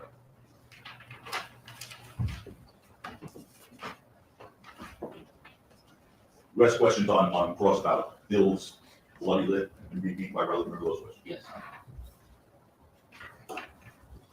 When you testified on direct, and I think on cross as well, you said that he had a bloody lip, correct? Yes. You didn't say that his face was broken, did you? I didn't say You didn't say he was bruised all over, did you?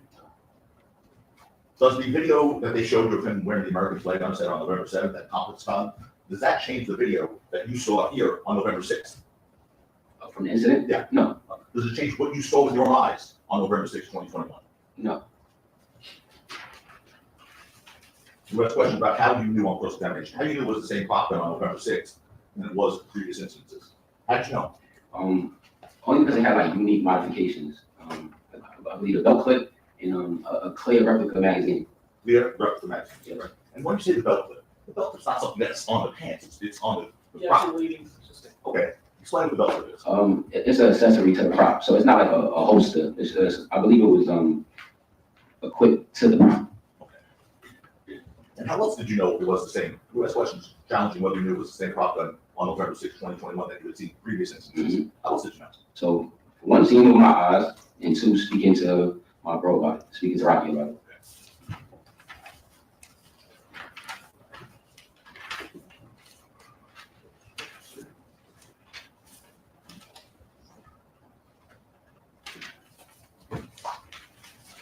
All right, just really one more thing, sir, and then we're gonna.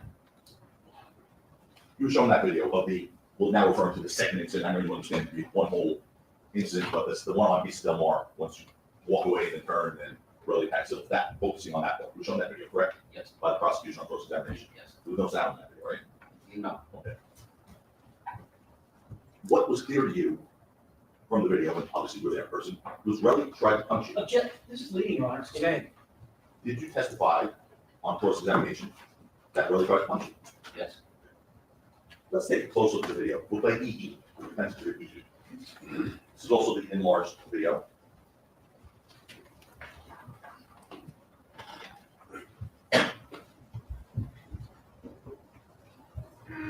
With your pointer, show the jury when you see Relli coming at you. There. Go back again, please. Your Honor, it's leading. Then overall, Okay, so show him. can the witness answer the question, not the defense? He's asked the question, and Mr. Capitina said there. Martin, you can rule. No. Okay, let's do this, please. Ms. Phillips, well, take a look, let's rewind, guys. Stop. With your pointer, when you see Relli on this video, and I know you're there, but when you see him on this video, coming at you, that causes you to sort of bail into that sort of empty dictated lie area. That was questions leading already. Show us where you see Relli coming at you. With the pointer.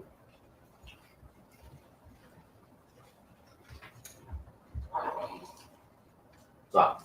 Go back, please. Stop it. Or, okay. Look at the interest.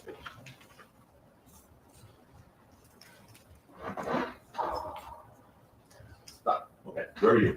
So right here, And where's Relli? Relli is like right there. Okay. Is anyone between you and Relli at that point? No. Okay.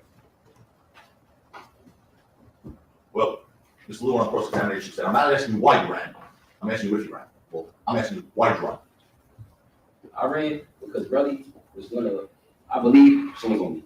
So he already, That's gonna call for speculation. Overruled. The question is why. He's answering why. You also said on cross-examination that Relli Good job, attacked Jacopina. Bills. Right? yes. And you said he attacked him before the first shot. Let's go back, show the jury where you first see Relli attacking Bills on this grainy video. With your point. Now. Okay. That's at 13 seconds. Is that right? That's when he first attacked it. Had Rocky discharged that prop gun that started this yet? No, With that? no. Okay. As a matter of fact, play over. Do you hear that prop gun shot, first shot? Yes.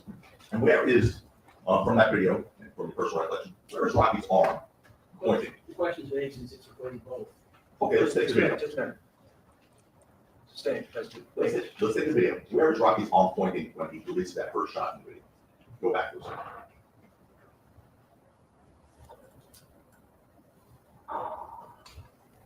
Go back to a second.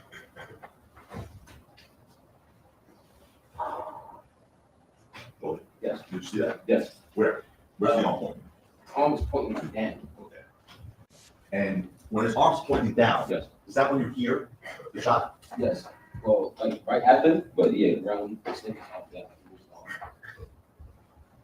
Now, you talked about after the shot, or shots, Relli was cocking his arm, punching Ills. You said that on purpose, correct? Yes. Show us where in this video you see Relli's arm going back, punching Ills, and where you see Ills' head moving.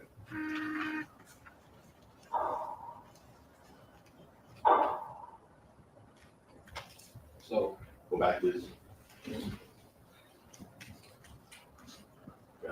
I just want to clarify because he rewinded Where, sir? like right about there. Okay.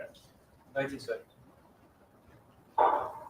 So you can see his arms swinging on Hills right there. Okay. And that's after the shot, correct? Yes. Okay, go back.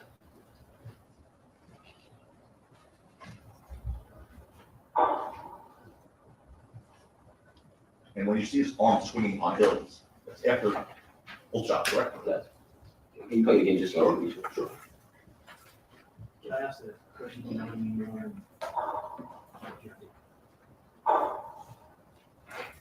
Yeah, he's still hitting Hills. Okay. He's still hitting Hills. Do you see what happens with Relli and Hills right there?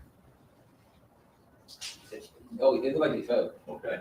And is that well after the second rock gunshot, started gunshot is fired? Is after? Oh, yeah, yeah, it's after. Okay. So let's play it one more time from start to finish. Tell us what you see.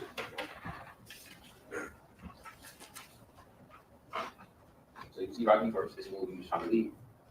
So Rocky's leaving, and after the Hills. So he started walking a little bit, and then Relli hits Hills, and that's when Rocky left the warning shot. So let's hope the second warning shot, I believe when Relli hits Hills again, but he also tried to swing at me. But I guess he didn't hit me, so he hit Hills again. So then right here, I push. Go ahead. Yeah, I push Rocky away to tell him like, bro, we fuck out of here, let's go. So I'm looking that way just to make sure like Rocky out of here. You know what I'm saying? 'Cause I don't know if anybody's gonna come around behind me and try to run towards him. So I'm just looking just to make sure he get out of here. So then I turn around to see like what's good with Ills. You feel me? And then I see, I think Relli hit Ills one more time and then leave. Okay. Let's see if you can see that in the video. No, stop. Point out where everyone is that you can still see. All right. Good point. Really easy one, right? I mean, that's me. Okay. And I think that's right. It's still a black figure, but I need to play it so I can be sure. 1%.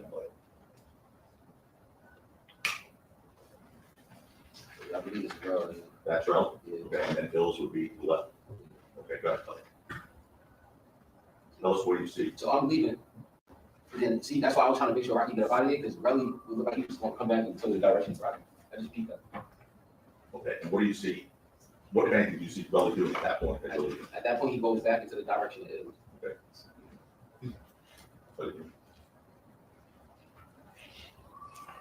Does it appear that Hills is doing anything when Cody comes out? Yeah. Now, it looked like he fell or something. I just know he hit him. I'm not too sure what happened. Okay. By the way, you asked by Mr. Lewin across, do you see him pulling out the gun? Remember yesterday? Do you see the gun anywhere in the video? Can you see the gun? No. Okay.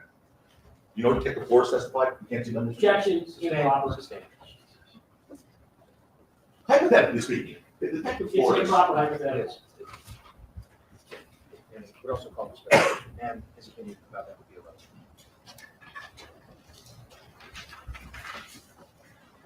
You asked on cross-examination if the knuckles that you saw, let me show you this, this injury.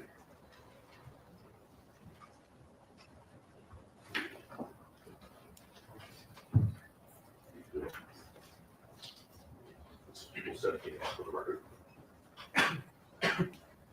You asked on cross-examination if the knuckles in that picture are consistent with the punch or not. Remember getting asked those questions? Okay. Well, if someone's punching someone on the floor and they scrape their hand or knuckles on the floor, is that consistent with that injury? Yes. Objection, no foundation, calls for speculation. There was no foundation for your question about the injury, so it's overall. Question answer, Captain? Oh, that's it. You asked about Bill's. Yes. What is Bill's condition right now, as far as his, is he, you know, the addicted? That's what we need. No, Abstain. Okay. You know his condition at all, as you sit here today? I'm pretty sure he's alive and cool, but I don't know. Oh, okay, thank you.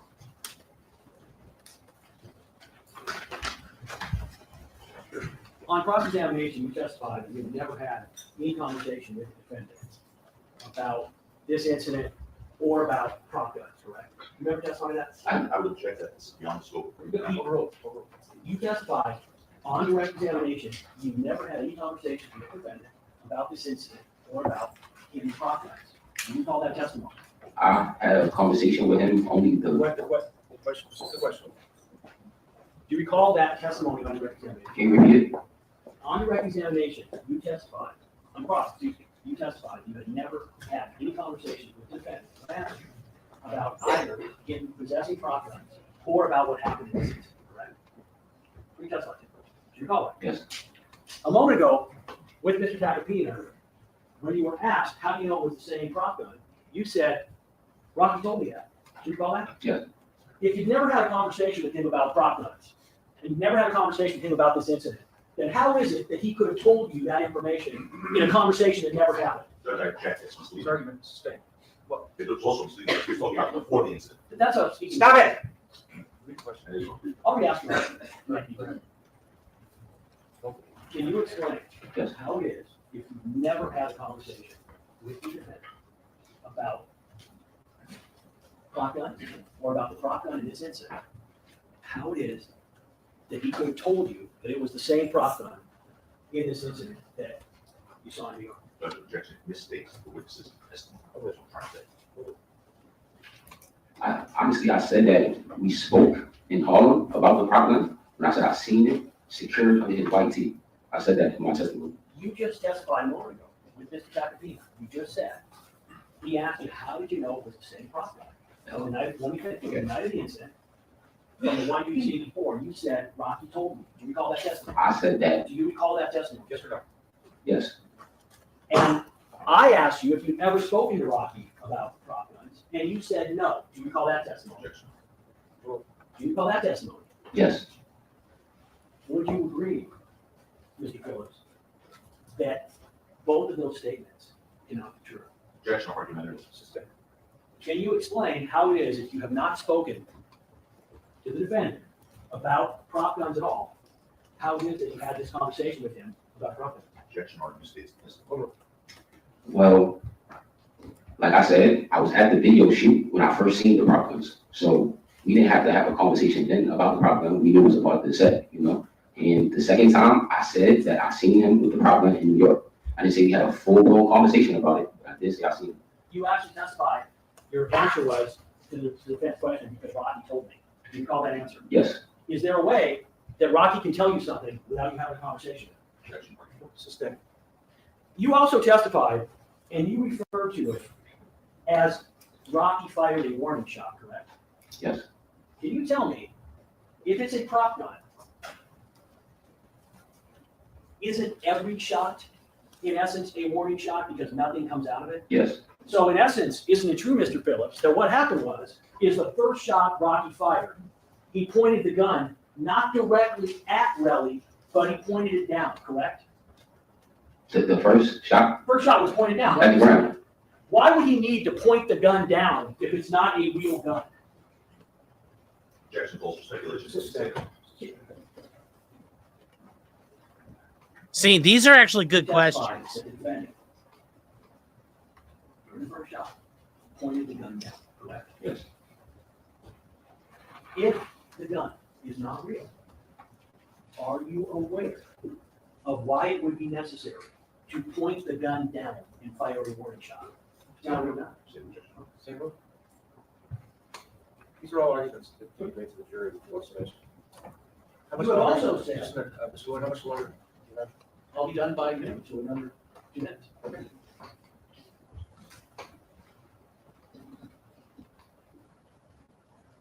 Can you explain why you called it a warning shot? If it is just a prop gun, you cannot fire any real bullets. I stated that because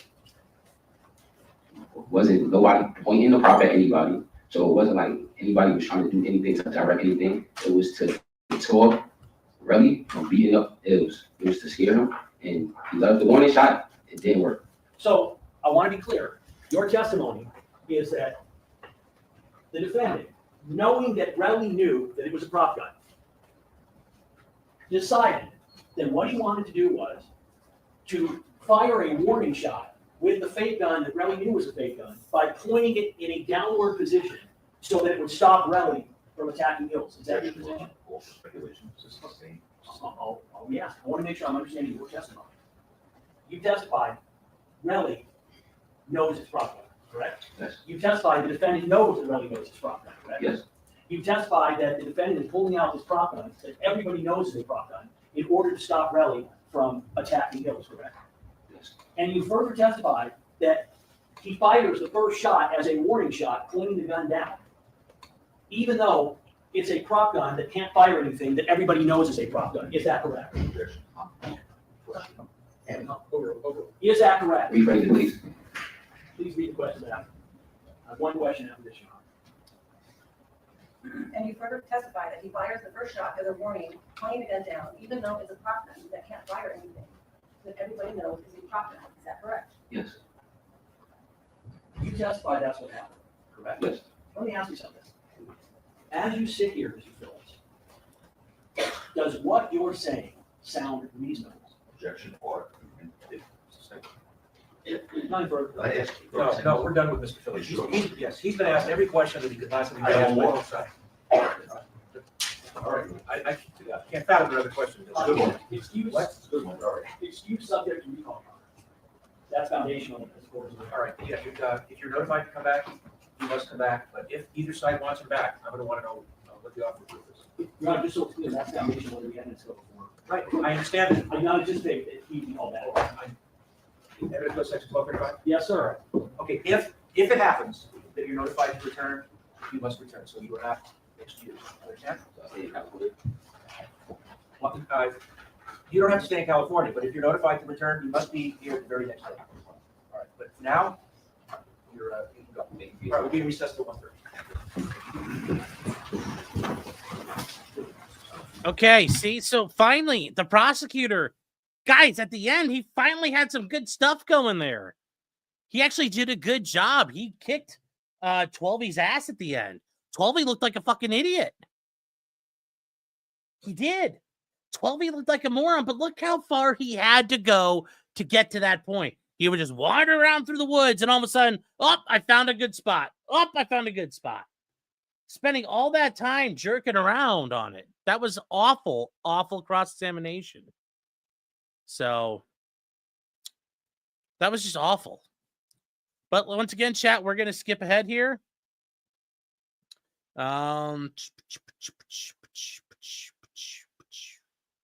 So, the hour and a half, here we go. Turn seat 7. All right, chat. Alex reminded me that you need to recess at 3 o'clock tomorrow. Is that like in stone? Can it be any longer than that? I need to be in Bakersfield by 6 o'clock. Can you be later? Can No, you be because I later? didn't talk. I can't be later. All right, tomorrow, I told you, we'll break at 3. We'll break at 3. Because we should be. Oh, Try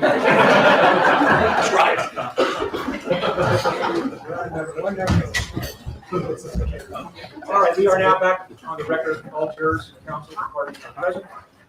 Defense, Thank you. The defense calls Lewis Lane.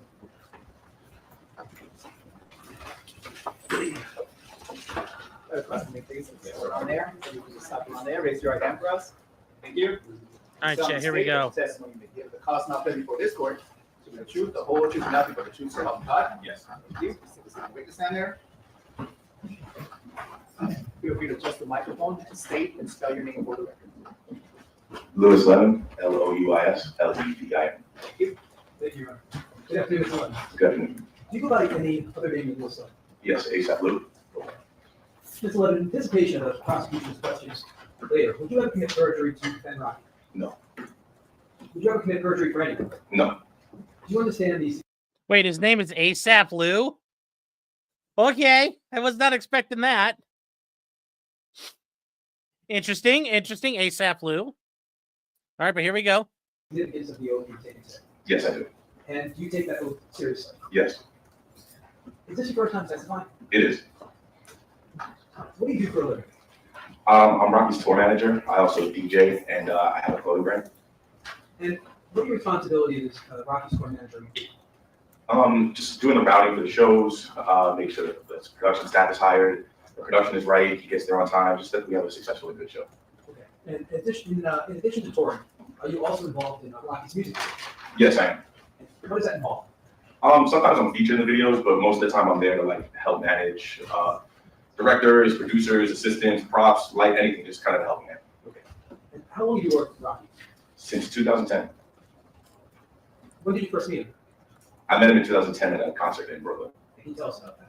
Yeah, I It's was, relevant just to overall. You can answer. yes, I was actually a fan in the crowd, and I was a fan for him for a while, and I was in the crowd. He picked me out of the crowd and said, like, your hype, I like your energy, come up on stage. Went up on stage, and then after that, went backstage and met him, 12E, Bari, Ills, just all the ASAP guys. And did you begin working with Rocky at that time? Not right away. It was a couple months after. It was either later in 2010 or early 2011. And what was your first position with Rocky? I was his assistant first. And what did that involve? Just like assistant tasks, make sure he's up on time, he makes his meetings, phone calls, he eats, his bags are packed, he's prepared for the day. Okay. And was there a time where you switched positions? You stopped doing that? Yeah, I did that for about 3-4 years, and then I started being his tour DJ, and like when he did after parties or clubs, he DJ for that as well. Okay. And when did you start becoming his tour manager? I would say 2017, 2018, somewhere around there. Okay. Now, in addition to the work you do for Rocky, have you held any other jobs? Well, yeah, I DJ and I have a clothing brand. I DJ on my own. Yeah. And how large are the venues that you DJ for? It varies. I've done like festivals with a few thousand people. I've done smaller private events, like club events. It varies, but I've done international, domestic. I travel for a lot. Okay. And you mentioned that you met ASAP 12, is that right? Yeah, that's the first show I met Rocky. And what's your relationship been like with 12? It's been good. I would consider him a close friend. And did you ever meet someone known as ASAP Rocky? Yes. And what's your relationship been like with him? Over the years, it's always kind of been up and down. It would be times where like we were good, and then like a week later, he would text me or call me and say, "Fuck you, you're a bitch, you're a faggot." Overall, You can answer. He would text me and just be aggressive, like, "Fuck you, I want to fuck you up when I see you, you're a bitch, you're a faggot." And then a week later, say, "Hey, I miss you, we should hang out." Like it's been like that ever since I've known him. Really. What's your understanding of why it's been like that? He should actually ask at this point, "Sir, are you a bitch or a faggot? Really called you this, but are you actually a faggot? Are you a bitch? Do you know what a bitch looks like?"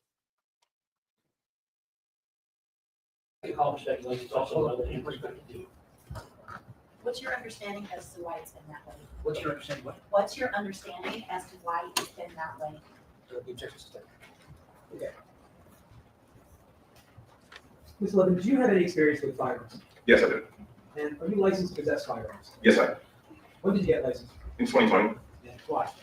it was COVID times, and it was pretty crazy. There's a lot of like home invasions. There's a lot of people getting robbed. There's a lot of violence going on, and I just felt the need to have something in my house to protect myself. Okay. And what firearms do you own? I own a Smith & Wesson M&P9. I own a Glock 42. I own a 12-gauge shotgun and an AR-15. What caliber is the Glock 42? It's 380. Now, what do you do with those firearms? Taking to the shooting range, keep them in my house. So, Okay. And do you consider yourself knowledgeable about guns? yeah, I would say so. Are you personally aware whether or not Rocky's been a victim of firearms? Yes, I am. And can you tell us about that knowledge? I know he was jumped in a club in 2018. His face was cut. Sorry. He can testify to what he has observed related to that. If anything has been told to him, that would be within the schools. Thank you, Your Honor. So with that instruction, are you personally aware, anything that you observed in terms of past violence against Rocky? Yeah, that I personally observed. He had home invasions and stalker. And can you tell us about the stalker?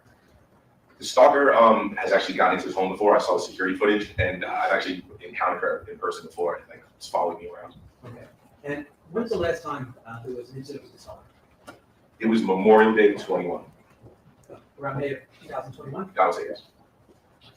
Now, do you know of any security measures that Rocky took in response to these incidents? Yes, he started getting security guard to sit outside his house for 24 hours, and he started carrying a profit. Yeah, I'm gonna object, Lex Foundation. How do you know that? What do you know about the security company and the property? I visibly saw them, both the profit and the security company, and I just. Objection withdrawn. The objection's over. All right, objection. Ask another question. Thank you. So what's your understanding of what a profit is? It's a profit is something that looks like a real gun.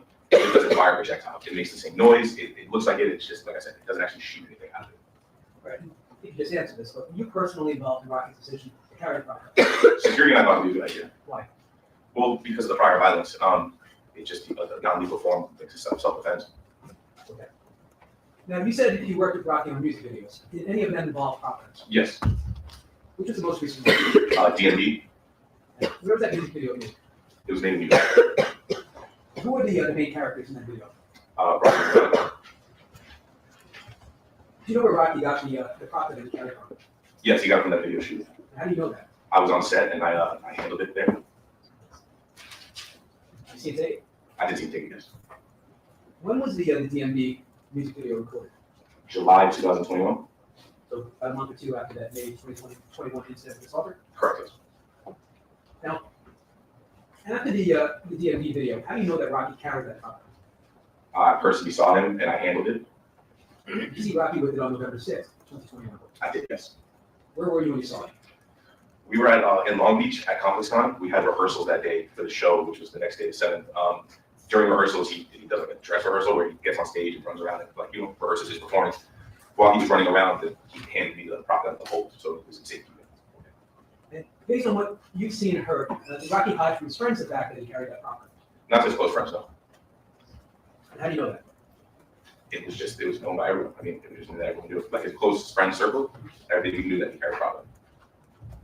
Have you ever seen Rocky carry a real firearm in public? Not in public, no. Now, the prop gun that you've been talking about, what type is it, or was it? It was a Glock 26. And did you ever do anything to that prop gun to modify it? Yes. I added this thing on the side of it called a clip draw, and what that is essentially it lays flush to the slide, and it allows you to put it in your waistband more securely, so if you have to carry it out. And then I also added a clear extended magazine on it. And why did you put the clear extended magazine on it? Well, the Glock 26 is a small, like, subcompact gun. The whole point of him carrying this was to make it look intimidating, to kind of scare people off that were going to try to harm him. So having the clear magazine and extended magazine made it look a little bit more intimidating. To your knowledge, did there come a point where Rocky stopped carrying that prop gun? Yes, it was after November 6th. Objection Foundation, in terms of how he knows this, can we get How do you know? Oh, because I was part of the decision. He gave it to me. He gave it to me after. Objection's over. And why was that decision made? That's gonna call for speculation, or firsthand knowledge. Overruled. The decision was made because, like I said, he carried it to deter violence. 1.3 and then times, on November 6th, yeah, after the 1.3 incident, it times. obviously didn't work. And he decided to just get actual armed security. He didn't want to carry it. Do you know what happened to that prop gun? Yes, I brought it back to New York. Can you tell us about that? Yeah, so after he gave it back to me, January, I believe, of the next year, 2022, I flew back to New York with it and I gave it to the co-director that we got it from.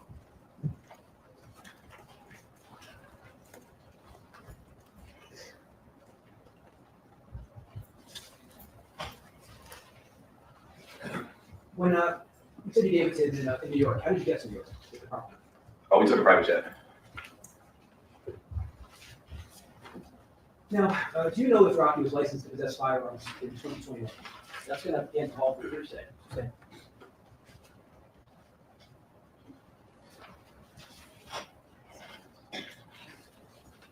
Do you know if Rocky owned firearms in 2021? And that's also, Lex Foundation was asking. Ask him what he hopefully sees. And You can answer. Yes, he did. And what firearms did he own? It was a Desert Eagle 44 Magnum and an AR-10 rifle. And are they designed to accommodate 9mm caliber ammunition? No, they're not. Have you ever been to Rocky's home? Yes, How often? many times. And have you ever seen firearms and ammunition? Yes. Did you ever plan on going to a shooting range with Rocky? Yeah, we did. It was in the summertime of 21, I would say July, August, somewhere around there. And what preparations did you make in order to go? So I came to his place first with my both of my pistols, my handguns, and while we were there, I was oiling the guns up and loading the magazines, and also calling around the shooting range to try to secure like a private area, a private room. Why did you do that? Why were you looking for a private room? Well, because of who he is, he's a celebrity, and you know, we didn't want to cause a commotion going there. And usually when we go out places, we do try to get a private room. But In this instance, did you actually end up going to the shooting range? no, we couldn't secure anything. Everything was booked out. There's nothing was available that day. So what did you do instead? Just hung out at this place. We had a couple drinks, talk, bullshit. Did you go home that night? I did. And did you bring your weapons and ammunition back with you? I did not. Why not? Because I had a couple drinks. I didn't think it'd be wise to travel with my firearms. Did you go back to Rocky's house to retrieve your belongings at some point? Yeah, the next day I did. And at that time, did you take everything with you? I took everything except for one magazine. It was a Glock 43 magazine. Okay. Now, do you own a Glock 43? I did not. All right. So why did you have a Glock 43 magazine? So when I purchased my Glock 42, and I was at the gun shop buying accessories for it and more magazines, I had to mistakenly grab the Glock 43 magazine. When you're in the store, everything is like right next to each other. So it's the Glock section, it's all of them, it's the 17, 19, all the accessories. They're right next to each other, and I grabbed it mistakenly. I didn't realize until that day that I mistakenly grabbed it. And I want to show you what's in evidence is Exhibit 40. Give us Exhibit 40. 40 days.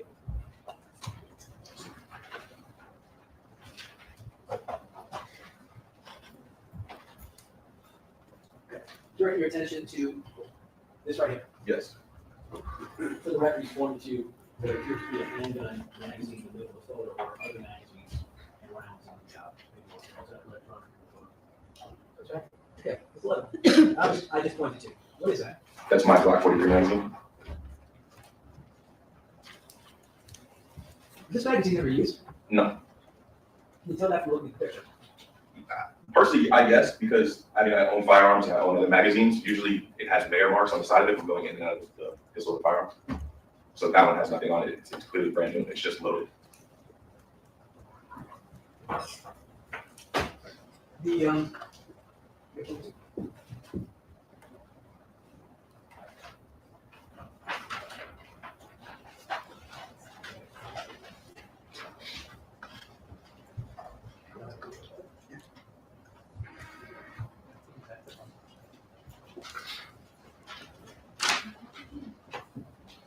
I want to show you what's in evidence of 42. You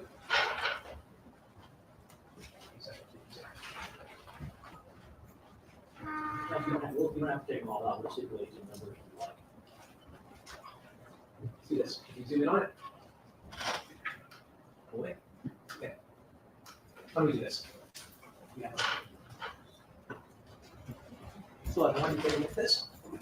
Cartridge. How do you recognize that? Yes. What is it? It's a 6-hour 9mm cartridge. It's mine. That the ammunition that you left at Rocky's house? Correct, yes.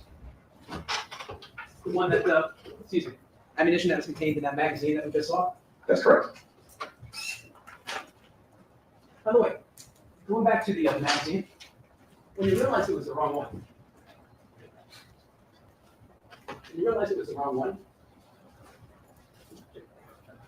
why did you return? It's a $20 magazine. It would have cost more in gas to go there back and forth in my time. Okay. All right, I want to show you what's evidence is defense exhibit CC.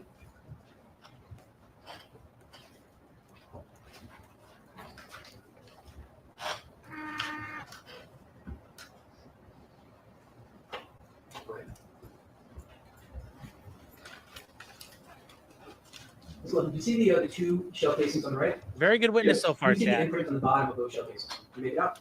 Yes. And what do they say? What's the imprint? FC 9mm Luger. Okay, can you tell us what brand these casings are? That's federal. Okay. And the Is it? the cartridges on the left, are those the cartridges that you just saw? Yeah, the one you just handed me. Okay, that's the 9mm ammunition that you left in Rocky's house? Correct. Okay, and what brand is that? 6-hour. So are these 9mm shell casings on the right, the same brand as your 9mm ammunition on the left? They're not. Okay, they're not looking for.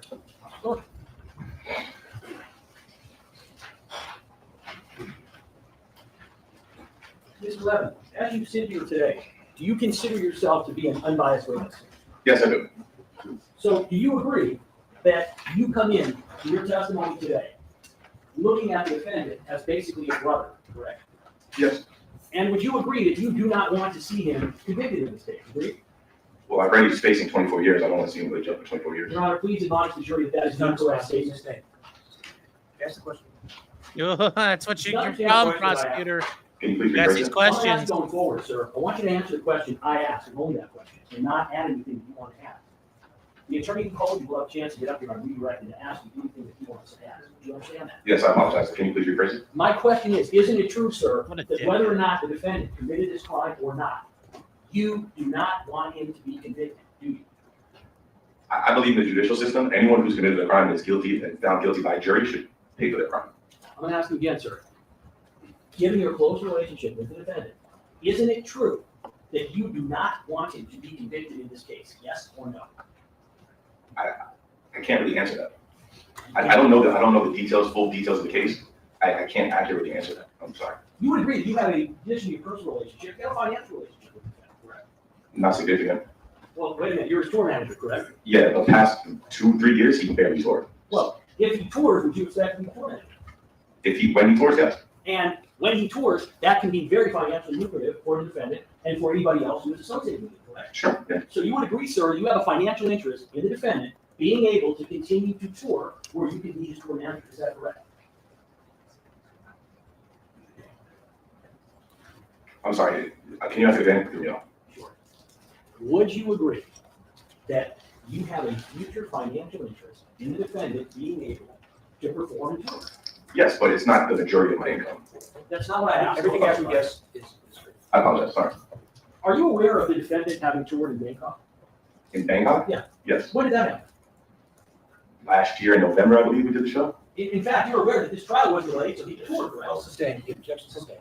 You just told me he rarely tours anymore. He just toured in Bangkok a couple of months ago, correct? I wouldn't consider that a tour. Tours multiple shows. That was one show. It was a one-off show. Did you go? Of course I would. Yeah. Yeah, in fact, you got paid for going, right? Yes. So do you agree that you have a financial interest in the defendant continuing to be able to tour? Yes. Yeah. I'm not going to keep that. Yes. So how much of your income, I'm not asking you what you make, Mhm. but what percentage of your income is either directly or indirectly related to the defendant? Currently, I would say 30%. And what was it previously? Previously, when Well, so you said currently it's 30%, you agree? like I said, it varies. It depends on how much he's toured. So when he tours, I can't accurately tell you because that's years ago when he was actually touring.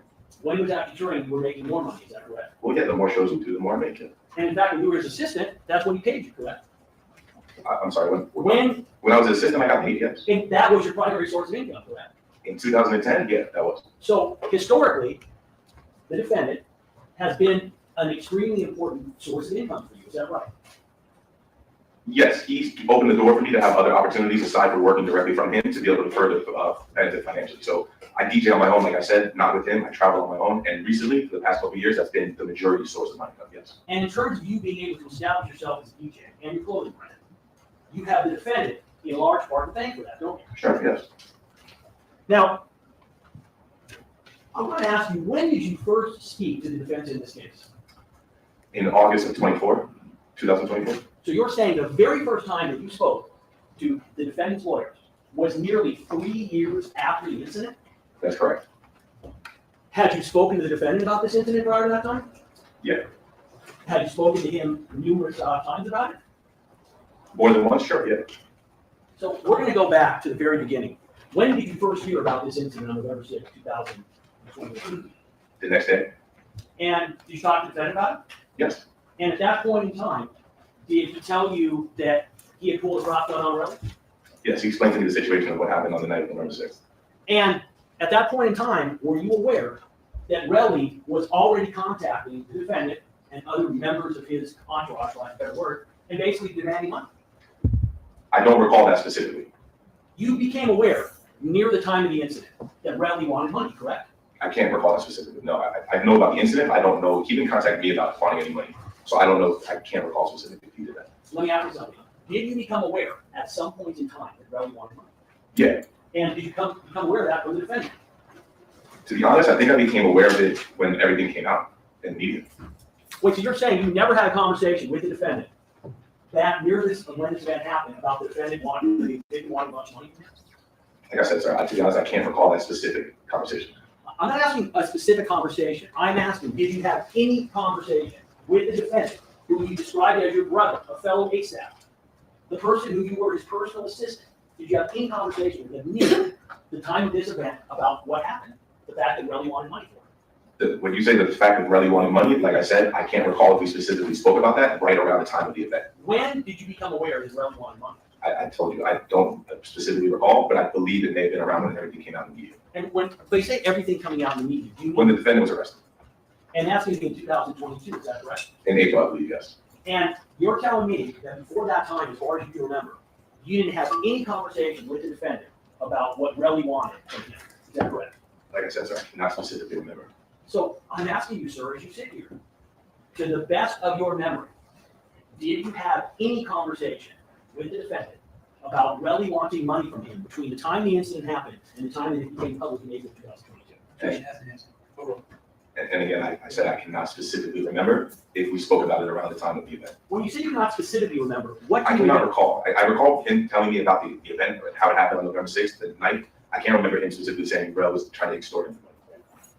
So I want to go back to your conversations with the defense. You said that Isn't it funny? The prosecutor used to get so pissed off about the allegation of extortion, but now he doesn't even care anymore. It's like, why did you get all fired up in the first place then? you first spoke to them in August 2023, is that correct? Yes, And that was for approximately 90 minutes, correct? yes, I would say so. And that was in what city? It was in New York. And who was present during that conversation? It was Joe, Chad, and Eleanor. Eleonora? Eleanor, yeah, sorry. Pardon. And did they have an investigator there monitoring or recording the proceedings? No, it was just them and me. Did you see them taping anything? They were not taking anything. Did you see them taking any notes? They were not taking any notes. Do you have any idea how they were in any way memorializing or even remembering what it was you were telling them during this 90-minute interview? Objection, speculation. I'm asking their notes. What's that, Ron? No, all right. The question calls for yes or no. It's over. I'm sorry, can you repeat it one more time? You said they were not recording. Yes, You said they were not taking notes. correct, You said there was no investigator that was there monitoring. correct. So I'm asking you, are you aware, do you know how they were keeping track of what you were saying during the interview? Objection, speculation. Absolutely no, he's in the interview. On that ground, And it seems that, yeah, it's just Sustained. You just testified they were not recording anything and they were not taking any notes, correct? That's correct. So I'm not asking you to speculate, so I'm asking you, do you know, are you aware of how they were documenting and keeping track of what you're saying? objection. I mean, if they were. Yes, if they were, yes, Your Honor. I'm not aware. You had a second interview with them when? January 26th of this year. January 26th, that would be approximately 6 days after this trial started, are you aware of that? Yeah, sure. Have you seen, sir, the statement, the summary that they turned over of your total information that you provided them in this case? Have you seen it? Yeah, you showed it to me this morning. Would you agree, sir, that it is literally 9 bullet points? Yes, that's what it appears to be.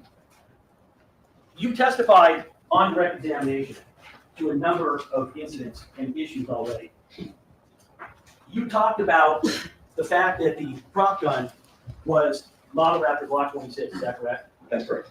Would you agree that what you said about the prop gun in your prior statement was as follows? Rocky carried a prop gun after being the victim of prior violence and home invasions, correct? objection, Your Honor. What's the It's ground? evidence, not a prior statement. Correct? This is what's been represented as your prior statement. Not your Objection. statement. This has been represented as a summary of your prior statement turned over and discovered pursuant to PC 1054.3. Yes, sir. It says that you said Rocky carried a prop gun after being the victim of prior violence and home invasions. Is that what you said? Yeah, this is what the summary says. Did you provide any more detail than that to them? In August of 24, I honestly, I can't completely, I mean, if they ask me for more details, then I'm to give them more details. Mr. Levin, are you telling me you can't remember? You're asked about Rocky carrying a prop gun, and you mentioned prior violence and home invasions, and you're saying that you don't know if they asked you, hey, what prior violence, what home invasion? You don't remember that?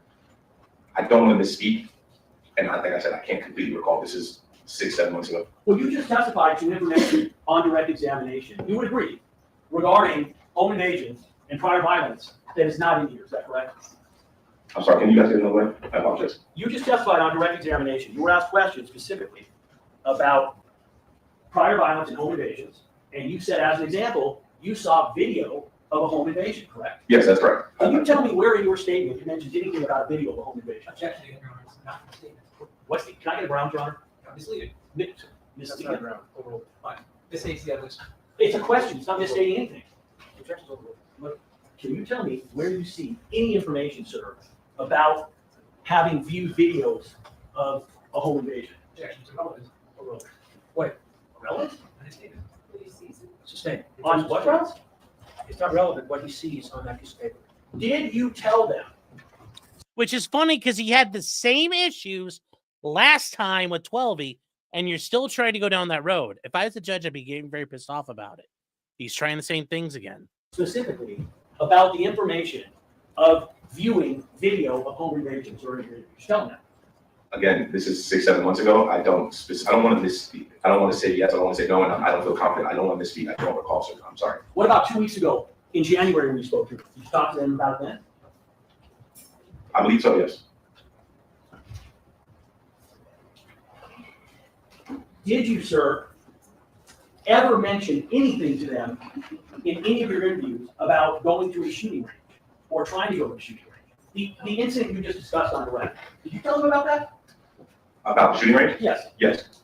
I want you to take a look and tell me if you see any mention of a shooting range in your statement. Objection. Relevant.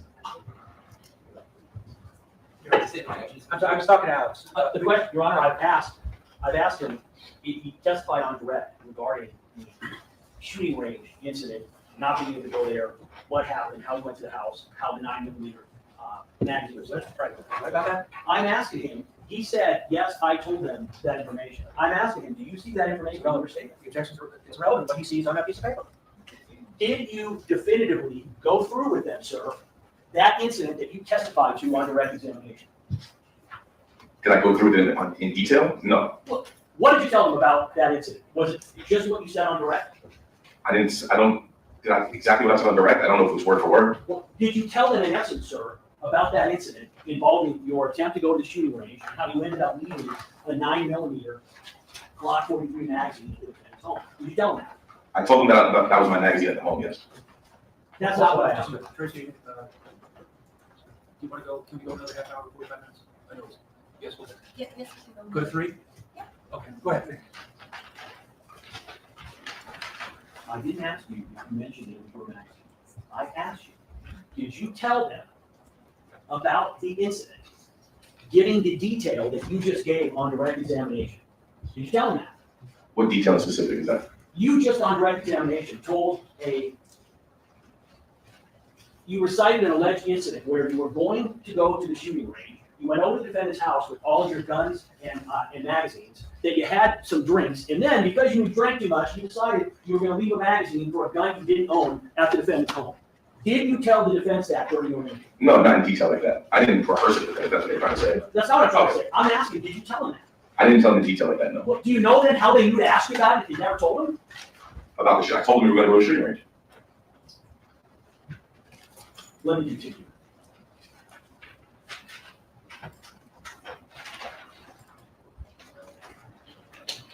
Were you ever asked, sir, were you ever shown what I just showed you, those bullet points? Were you ever given that to the defense and said, hey, listen, Mr. Levin, does this accurately depict what you told us?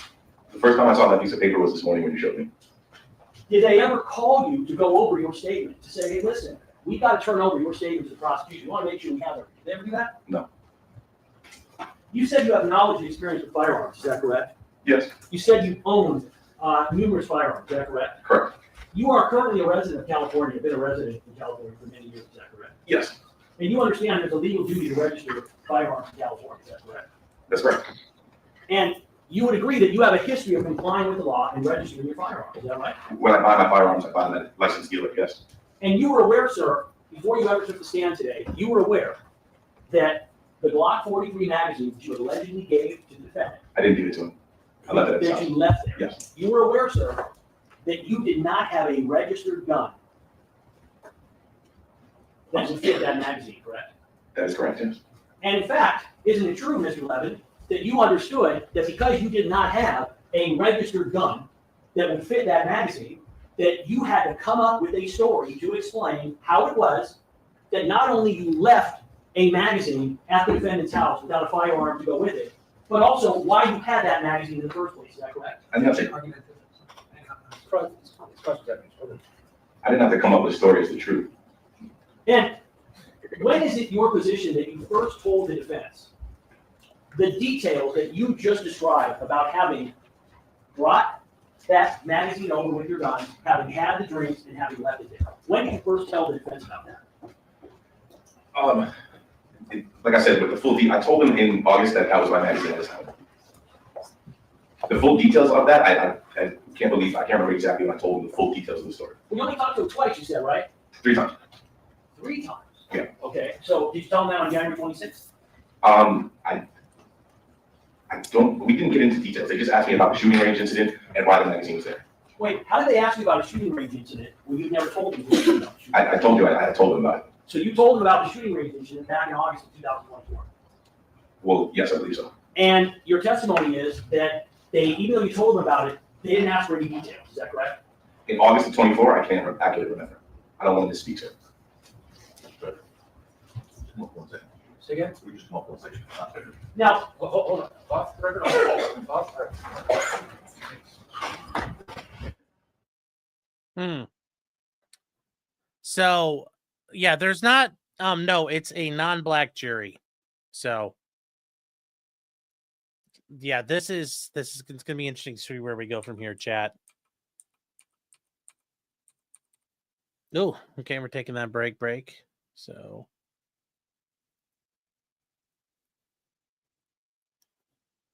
I like how they say short break, but it's like they're fucking long. based on, would you also Here we go, chat. Our presence is on stage. We're catching up, chat. We're only an hour behind. testify that you have experience in knowledge of law? Well, I handle the prop gun, and I know how it works. I never fired a prop gun, but I understand how it works. You've seen a prop gun fired, though, correct? Have I seen one fire in person? No. You've seen a prop gun either fired in person, in a video. Oh, in a video or a movie? Yeah, of course, yeah. And you would agree that a prop gun, it cannot fire an actual projectile. That's correct. And would you also agree that because it can't fire a projectile, it has no ability to, for instance, to protect somebody if the other guy has a real gun? Would you agree? I'm sorry, can you ask that again, please? So let's say you pull out a prop gun. There's no bullet that can be fired from that prop gun. If someone in response pulls out a real gun, you would agree, real gun versus prop gun, not good for the person who has prop gun, agree? Yeah, I can agree with that. You understand that in this case, you have said that the defendant was possessing the prop gun because he had been advised by you and a security person as a result of home invasions and stalking and a violent situation where he's been stabbed to carry a prop gun, correct? Yes. And would you agree? I want to give you the following scenario. An individual has a prop gun in their possession. Somebody threatens them. The person who has the prop gun takes out that prop gun. Would you agree, Mr. Levin, that in such a scenario, if the individual they pull the prop gun on, at that point in time, if that person does not know it's a prop gun, that when the individual pulling the prop gun is pulling it out, if the other person has a real gun, the person prop gun is going to be in trouble. Would you agree? Objection, Your Honor. With respect to, If someone's got a prop gun and they run up against somebody with a wheel gun, and that person with the wheel gun sees that prop gun being pulled on them, you would agree that in that situation, based on what you know about firearms, that the person with prop gun is likely going to get shot. objection, same one. I want to give you a scenario, sir. You carry firearms, correct? That's not correct. I do not carry, I'm not licensed to carry a firearm in public. You're in your house. You're in your home. You have multiple firearms, correct? Correct. Somebody comes in that you don't know, and they have a prop gun. But you don't know it's a prop gun. They just pull a gun on you. Would you agree, sir, that when someone pulls a gun on you, you're going to treat that as if it is a real firearm? I mean, it kind of, it depends on like there's other factors in the scenario that I would need to like know. I can't just really speak on that just like that. So you're in your house, and someone is coming in, an intruder, and you don't know, and they have a gun in their hand that looks like a real firearm. And you're saying, I don't know if I would consider that a real firearm. Might be a prop gun. Is that your testimony? Well, no, I'm saying there's other factors that would be, if someone came into my home and was pointing a gun at me, and I believed it to be a real gun, most likely I would comply with what they wanted, because if I thought it was a real gun, I went to go pull out a gun, in the motion of me trying to pull a gun out, they would possibly gun me down.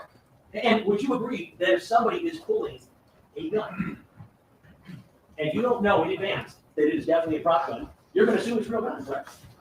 Yes, Now, your testimony is that the defendant was advised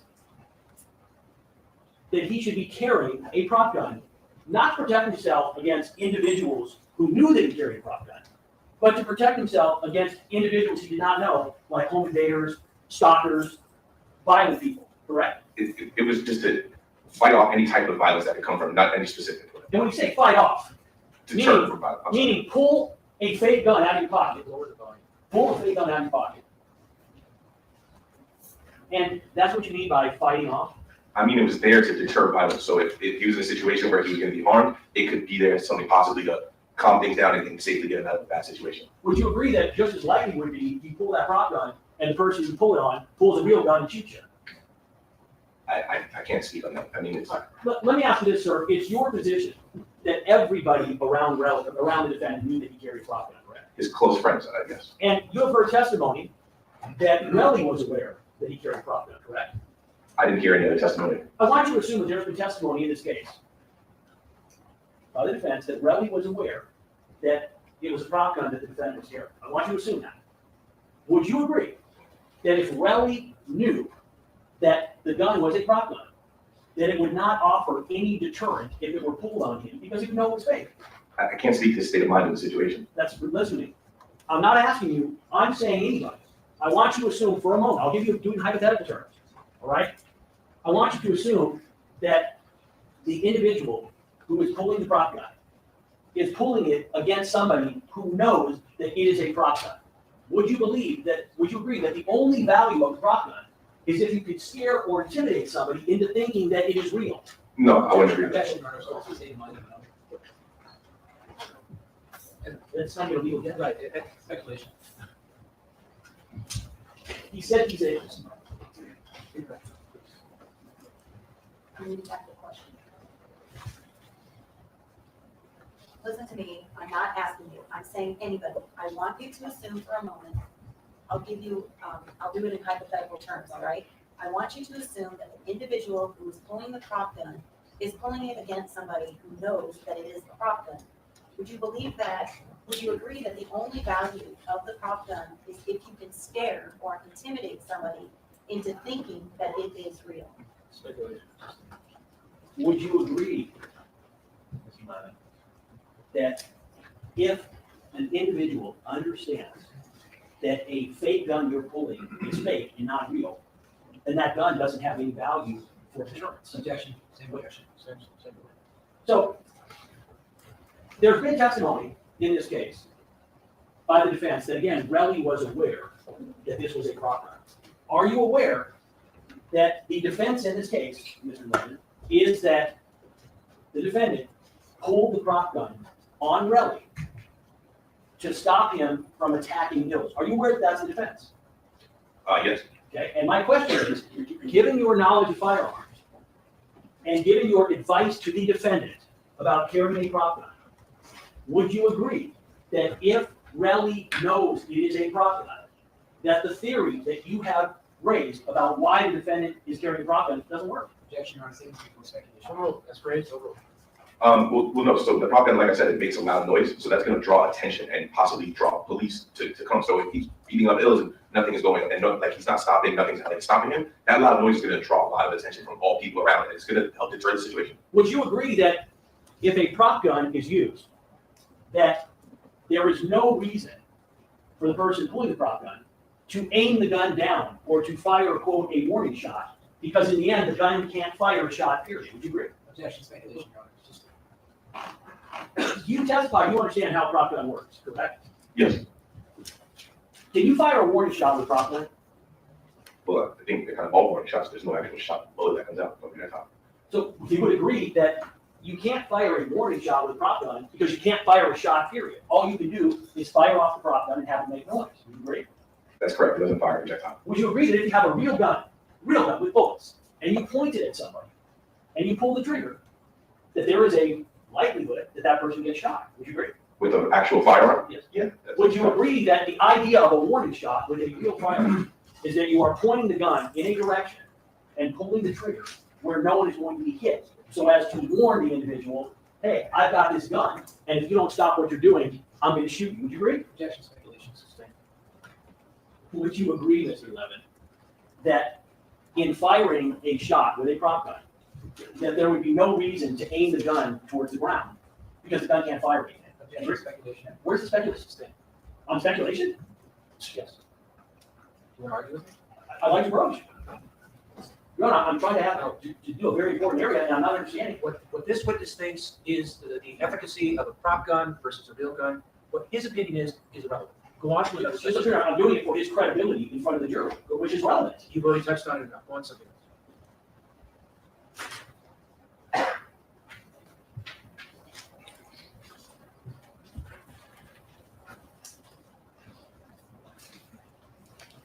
Have you seen the video involving this incident?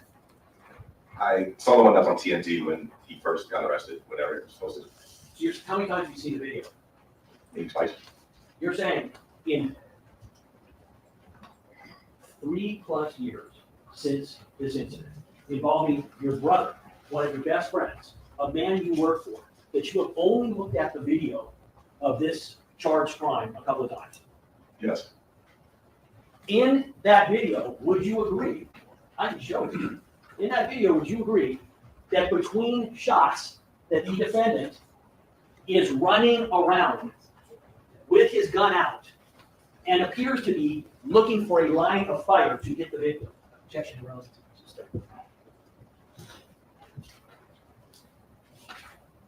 You've given testimony about the current location of the prop gun and how you went to New York and who you gave it to. Is that correct? That's correct. That wasn't in the statement that you reviewed with 12 bullet points, was it? The one that you showed me with the 9 bullet points earlier? Yes. Yeah, it wasn't in there, correct. And it's your testimony, though, that you told the defense about this back in August of 2024. Yes. And the individual that you returned the gun to, were they alive? Yeah, I gave you the info earlier. Well, we talked about it earlier. Yeah. Obviously, they were alive. That's correct, yes. Do you know where that gun is today? Specifically, no. Like I said, when I went to New York, I gave it back to him.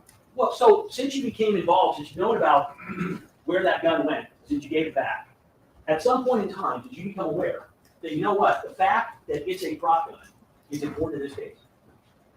Yes. And you understand that if it's a prop gun, the defendant cannot be guilty of the charges because it's not a real gun. You understand that, correct? That's correct. It's a problem. So what efforts did you make? It's interesting. He's going to like kind of tip his hand off to the jury by going through all that. But okay. In the last 3 years to try to get that prop gun back so that you could demonstrate, hey, my brother, he didn't do this crime. Did you make any efforts? Yeah, I asked the co-director if he had it still. He doesn't. When did you ask him? Specifically, I don't remember, sir. Now, isn't it true, sir, that you testified you returned it in January of 2022? That's correct, yes. Did it seem strange to you that you were returning a gun? A prop gun. Huh? A prop gun Is a prop gun a gun? is a prop gun. So when I say gun, you don't need to correct me. Okay. When you returned the gun in January of 2022, by that time, you were aware that your friend Rocky was potentially going to be getting in some trouble as it relates to that incident, correct? No, I was not aware of that. So, but you certainly knew 3 months later in April, correct? Yes, when he got arrested, I knew he was. And you knew that day, as soon as you heard about it, you knew, oh my God, I've got information, that gun's not real, correct? You knew that day. Yes. Did you go get the gun? I was in LA. The gun, like I said, I gave it to the director in New York in January. Did you make an effort to try to get the gun? I told you I contacted him to see if he still had it. When did you contact him? And again, I don't recall the exact dates. This was 3 years ago. Isn't it true, sir, that you didn't contact him for more than a year? Sir, to be honest, I don't know the exact date I contacted him. Well, let me ask you something, sir. Wouldn't you have instantly, the day you heard about the defendant getting arrested, wouldn't you have jumped on a plane to get back there and find that prop gun that would have gotten your brother out of the trouble that he was in? Wouldn't you have done it? I contacted the director. I don't know exactly when to see if he had it. He doesn't have it anymore. And so you just took, did you ask him what he did with it? Yes. Did you investigate further once he told you? No, I didn't. I mean, he doesn't have it anymore. I don't know which one is it. Did you go to the police and tell them what you knew? No. Did you go to the prosecution and tell them what you knew? No. You're aware that he had a preliminary hearing in November of 2023. You're aware of that preliminary hearing, correct? Yes. You knew it was publicized in the media, correct? Yes. You knew that based at that time, that your brother, your close friend, could not have committed this crime because it wasn't a real gun, and you didn't do anything, did you? I knew it was a prop gun. Does you yourself, knowing it's a prop gun, does that help your brother with his legal problem if you don't tell anybody? I'm sorry, can you ask that again? You said you knew it was a prop gun. Yes. My question is, you understand the police, the prosecution, and the court needs to understand it's a prop gun in order for you to help it, right? Yeah, nobody contacted me from the police or the courts. Nobody contacted me until like 2 weeks ago. After it was Wait, wouldn't you, sir, have had every incentive, every motive, every desire to contact the police and the prosecution to tell them, hey, my buddy, my close friend, my brother Rocky is innocent. That was a fake gun. Wouldn't you have had every motivation to do that? I knew that this was going to court, and I knew I would have my time to speak about it here to the jury. Well, so you decided you would wait, have your brother held to answer, have him brought to trial in front of 12 jurors, rather than simply going to the police and prosecutors and telling them, hey, listen, that was a fake gun. Is that your testimony? Like I said, I knew that this case was going to trial, and I would have my opportunity to speak here in front of the jury and explain it. I want to ask you again. Okay. Did you understand that by not coming forward, that you were putting your brother, your best friend, in more legal jeopardy? Did you understand that? No, I didn't. I didn't understand that. I didn't. No. So you were present on April 20th, 2022, when a search warrant was served with Mr. Mayers present, correct? I wasn't present when it was served, but I was there during the search. Yes. You were there when they were doing the search, correct? Correct. Yes. The police, correct? Yes. The police, the detectives handling this case, correct? Correct. That man seated right in the back. Can you stand up for me, detective? You saw him at the defendant's house, correct? That's correct. On point of the eye on this case. Did you walk up to him and say to him, detective, yours a prop gun? That's not right. He didn't do anything. Did you tell the detective that? At that time, I didn't know any details of the case. I just got a phone call saying that there was a search warrant being done at his house, and I should go over there to just be there. I wasn't aware of any of the details of the case. This was early in the morning. I was just getting out of bed. I didn't know that he was being charged for it. I didn't know what he was being charged for. Didn't you already testify, sir, that you had talked to Rocky the day after the incident happened and you knew that he had used a prop gun? Correct. So you're telling me that when the detectives are showing up, serving a search warrant, that you had no idea what it was related to? I didn't know that this was going to a criminal case until that day. So when it was that day and the detective is there, you would have had to call him, you would have had to go down there. He's right there. You could have told him it was a prop gun. You could have done that, correct? I didn't know the details of everything that was going on at that time, sir. I didn't know what was. Listen to my question. Could you have told the detective on that day it was a prop gun? It wasn't Okay, guys. Could you have done that? This guy is fucking hurting Rocky right here. This is actually hurting Rocky. When I was speaking to the detective, Yes. I could have told him, but I didn't have any details of what was going on, sir. It wasn't at that time. I Most didn't is know. right. Everything after yes. Did you tell him it was a prop gun? Did I tell him it was a prop gun on that day? Yes. No. Now, you were also aware on that day, you were aware that they collected evidence, correct? You were there supporting your friend. Is that right? I was aware they collected evidence. By the way, you said you got called when they were serving the search warrant. Who called you? It was somebody that was on the plane with him. I can't remember exactly who it was that day. Well, so It was like 7 in the morning. I was just waking up to just, hey, you have to go over to Rocky's house. They're going to search the house. And I just jumped in my car and I didn't ask questions. I just went. why would you have to go over to Rocky's house when you're serving a search warrant at Rocky's for something that doesn't involve you? Well, I've worked with him for a long time, and I actually sometimes manage his property, so I'm able to get access to the house. I have keys, so I could have opened the door instead of them busting the gate open and running the door down. I mean, and if they needed anything in there, I was just there. We had nothing to hide, so I was there if they needed anything. Even at one point, they needed to get into a safe that I'm so sorry. I'm so sorry. Slow down. I'll slow down. I apologize. So you go over to the house, and you are there when they are collecting guns, correct? I was outside all the time, so I didn't see exactly what they were collecting. You became aware on that day or shortly thereafter that detectives did not find the prop gun, correct? Well, there was no prop gun in the house. So how did you know there was a prop gun in the house? Because on January of that year, I brought it back to New York to testify. How did you know there was no other prop gun in the house?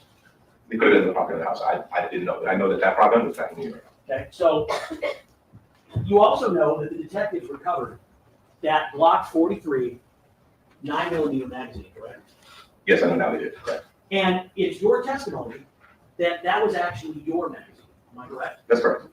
And it's your testimony that even though you do not own a Glock 43, that you bought a 380, correct? I bought a Glock 42, yes. Which is a 380, caliber, correct? that's correct. 380 cannot fire 9mm rounds, correct? That's correct. And your testimony is that when you bought it, you somehow inadvertently got the wrong magazine. Is that right? I mistakenly bought the wrong magazine. And you didn't realize it was the wrong magazine until literally the day you went over to Rocky's house to end up in preparation for going to the shooting range, correct? That's correct. And because you did not know that it was anything other than a 380, right, a Glock 42 magazine that fired 380 caliber ammunition, correct? You didn't find that out until you go to the house. And you're like, oh my God, it's the wrong gun. Is that right? Yes. Did you actually try to put it inside of your Glock 42 to 380? No, what I was trying to do is I was trying to load it, and I noticed when I put the 380 ammunition in, it was a little too small. It wasn't fitting correctly. So, Mr. Levin, if you were only using 380 ammunition, if you're trying to put 380 ammunition, how is it that that magazine was full of 9mm ammunition? I also own a Smith & Wesson MP9, which is 9mm. I brought both of my handguns that day, so I was loading up my Smith & Wesson magazines with 9mm, and my, so sorry, I'm going too fast. I was loading up my Smith & Wesson magazines with Prosecutor's actually doing good here. 9mm, and my Glock 42 magazines with 380. So I had both ammunition on that day. Now, you're well aware that a Glock magazine looks nothing like a Smith & Wesson magazine, correct? Yeah, They look nothing alike. Yes, correct? that's right. So my question is, But Smith & Wessons will operate a Glock magazine. Not very well, but they do. how is it that that Glock magazine, which you thought was to hold 380 ammunition, ended up being loaded with 9mm ammunition? How did that happen? When I realized the 380 didn't fit, I tried the 9mm in there, and it fit, and then I further inspected it and realized it was a 43 magazine. So, by the way, so you're telling me you then needed to figure out what kind of magazine it was. And so you decided to put a 9mm round inside the magazine, correct? Yes. So, sir, as soon as you put one 9mm round in the magazine, you know it's not for a 380. Why is it fully loaded with approximately 6 rounds of ammunition? A full Glock 43 magazine, full 9mm ammo. Because after we realized we weren't going to the gun range, and I packed everything up, I was just fidgeting with it. At that time, I had just first got guns, and sometimes I would sit there and I would load it and unload magazines just fidgeting around. So you loaded a magazine for a gun you didn't have with ammunition you didn't know went into it. And then when it fit, you fully loaded it all the way. Is that your testimony? Yes. Because you were, quote, fidgeting. Is that correct? That's correct. Does that sound reasonable to you? Objection, Alderman. Sustain. Isn't it true, sir, that this information about the Glock 43 magazine is what is called a lie? That it never happened, that you never took over a Glock 43 magazine there, that you never tried to load it with 380 ammunition, and then in fact, Compound. It's really compounded. with the objection was, Well, he's in the middle of arguing that it's argumentative. There are a number of questions that you're asking. So you're asking question after question after question. So why don't you limit it to one question? I'm trying to, and totally wrong, because I believe it would go to the witness, but I'll take one at a time, and I'll do both. So, your testimony. Let me back up for a second. When you buy Glocks before you bought a Glock 42, correct? That's correct. You agree, when you buy a new Glock, they don't always come with the magazines, right? I didn't buy it new, I bought it used. I bought it secondhand from somebody. You ever bought a new weapon? Brand new, no. All of my firearms were bought like secondhand. When you buy it secondhand, sir, would you agree? I assume when you bought the 380 secondhand, it came with 2 magazines, correct? I don't believe so, it just came with one. You said you know a lot about firearms, correct? Yeah, I'm knowledgeable. Is it your testimony that in your experience, that when you buy a new firearm, that generally speaking, that firearm only comes with 1 magazine? Objection, relevant. Sustain. So isn't it true that the reason that 9mm magazine was at the defendant's house was because he had a 9mm firearm, a Glock 43, that he used in the shooting of Relli, and that was simply the second magazine that he forgot to get rid of? Isn't that what happened, sir? No. As a firearms owner in California, you would agree that it is very difficult, and it has been difficult to get ammunition in California since 2019. Would you agree? Yeah, well, in 2020, I know it was a shortage and prices were going up, but it was difficult at some points, correct? Not only a shortage, but you would agree that you have to actually, that at the time of this offense in 2021, you would agree you needed approval from the Department of Justice, as well as a California driver's license or a California ID and a local address to purchase ammunition in California, correct? I don't know about approval, but whenever I bought ammunition, all I had to do was show my driver's license. And that was a California driver's license with an address, yes. So would you agree that if you don't have, in your experience, if you don't have a California driver's license or a California address, you're just going in to a gun shop to try to get ammunition, then in your experience, you can't do it in California? I believe so, yeah, that's what I understand, or at least that is. Do you know a place to buy ammunition near Hollywood on a Saturday evening after 10 p.m.? No, I don't know any places. Who is ASAP Hills? ASAP Hills is a member of the ASAP group collective. When's the last time you saw him? Last year at some point, I want to say maybe November, September. I can't remember the exact date. When's the last time you had any contact with him? Person, text, you tried to reach him? When's the last time? Probably around the time I saw him. Did he travel with you guys on tour to Bangkok? No, he did not. You guys were all friends at the time of the incident in November 2021. You, defendant, 12 people Hills, right? Yes, correct. And you would say close friends, correct? Yeah. You went to Complex Con on November 7th, correct? Yes, I did.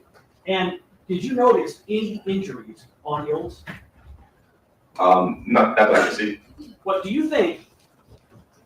You know Relli, correct? Yes. Would you describe Relli in terms of his physical strength as, kind of a weakling, medium, or pretty strong dude? No, I would say I'm pretty strong. And I want you to assume that he had punched somebody with a fist in their face area 3 times. Knowing Relli as you do, would you expect that an individual would receive injuries from that? Did you know Relli? Not necessarily. I can't say that. I've seen boxers before get punched in the face multiple times and look fine. Like, I guess it just depends on the person. You didn't see ills within the injuries though the night of November 7th, did you? I wasn't studying his face, but I didn't see any visible injuries. Injuries. If you would have been bleeding, would you think you would have seen that? Bleeding that day. Or bleeding that day. Bleeding. Yes. If you would have been bleeding on November 7th, He's gonna clarify. if you had been bleeding on November 7th, you would have seen it? Not necessarily. You were with ills. Not good questions. And 12 Not good answers. on November 7th, correct? Correct. You spoke to the defendant on November 6th after the incident, correct? I don't know if it was after the incident or the next day, but it was shortly after, yeah, around the time. When you spoke to him, did he tell you that Relli beat the hell out of Ills? I don't know if he used those exact words, but they got to an altercation, yes. What did he tell you specifically about the altercation with Ills? This is 4 years ago. I can't remember specific word for word, but I was told that he was beating up Hills. Did you reveal that in any statement you gave? I wasn't there that night, so I wasn't really asked about what happened that night. So you're telling me the defense didn't ask you, what did Rocky tell you about what happened that night? They never asked you that? To be honest, in August, they didn't ask me that. Like I said, I wasn't there that night, so it's really not, I can't really accurately speak on what happened. As you sit here right now, I want you to tell me, as best you can, everything that the defendant has ever told you about this incident. I'm not asking you when, I'll get to that, but I want to know everything that he has told you about this incident. He mentioned after the rehearsal on the 6th in Long Beach, he went to go meet up with Rel. They got into an altercation. Well, he got into an altercation with Ills. Rel was being the aggressor, and he had to use the pop gun to kind of stop it, to calm it down. Did he tell you that he was upset with Relli beforehand and was trying to meet up with him? No. Did you become aware at any point in time that he had been texting Relli, meaning the defendant, trying to meet up with him? No. Did you become aware that he had brought his prop gun, allegedly, to this meeting with Relli? Well, yeah. Did he ever tell you, he ever asked me, why are you bringing a prop gun with you when you're meeting with another ASAP? I don't think he brought it just like this. Motion to strike is non-responsive. Stop yelling. Stop yelling. Motion to You can strike. just make the motion, and state the reason, you don't have to yell. What was the objection? There's literally at the bottom, the ticker's going along at the bottom. This is Rocky's manager. God, he is getting so angry, and the judge is like, you need to chill. Calmate, brother. Calmate. It's non-responsive. He's given an answer right answer. Listen to my question. Yes. I didn't ask you why the defendant told you something. I asked you what he told you. So all my questions going forward, I'm not gonna ask you why the defendant told you something, because you wouldn't know. I'm asking you, what did he tell you? So I wanna know, what did he specifically tell you about why he brought a prop gun to meet with his friend Relli? He didn't specifically say he brought it to meet with Relli. Whenever he would leave the house without security, he would bring it with him. And you're aware of that because you had counseled him to do that, is that correct? I didn't counsel him to do that. It was just something that he did. It was common knowledge. I thought you told me that you and the security guy sat down with him and said, hey, Yeah, we listen, thought it would be a good idea, yes. So I don't know if that's counseling him to do it. I mean, maybe I just misunderstanding the word, but yes, me and security at the time, thought it was a good idea for him to carry it. And that's what, to my knowledge, that's why he was carrying it. When he would leave the house and he didn't have the security with him, he would carry that. and so you said, that's what he told you, what else has he said? About the incident? I told you everything that he told me. So, in the 3+ years that this has happened, the only thing that he has told you is what you just related? Yes. You never asked any other details. No, I didn't have any other details. Do you ever call Relli and ask him what happened? I don't have, at that time, me and Relli weren't really on speaking terms. Did you ever ask 12 what happened? No, You ever ask Ills what happened? no. So you're telling me that 4 guys that you at one point were very close to, including Rocky, who you worked for and was responsible for a lot of your income and success, get into an altercation where at the very least a prop gun is pulled, and you're telling me you never asked 2 of the participants, Ills and 12, anything about it ever. Is that your testimony? I honestly, yes, I never asked about it. What the defendant told me. Motion to strike everything after yes. Sorry.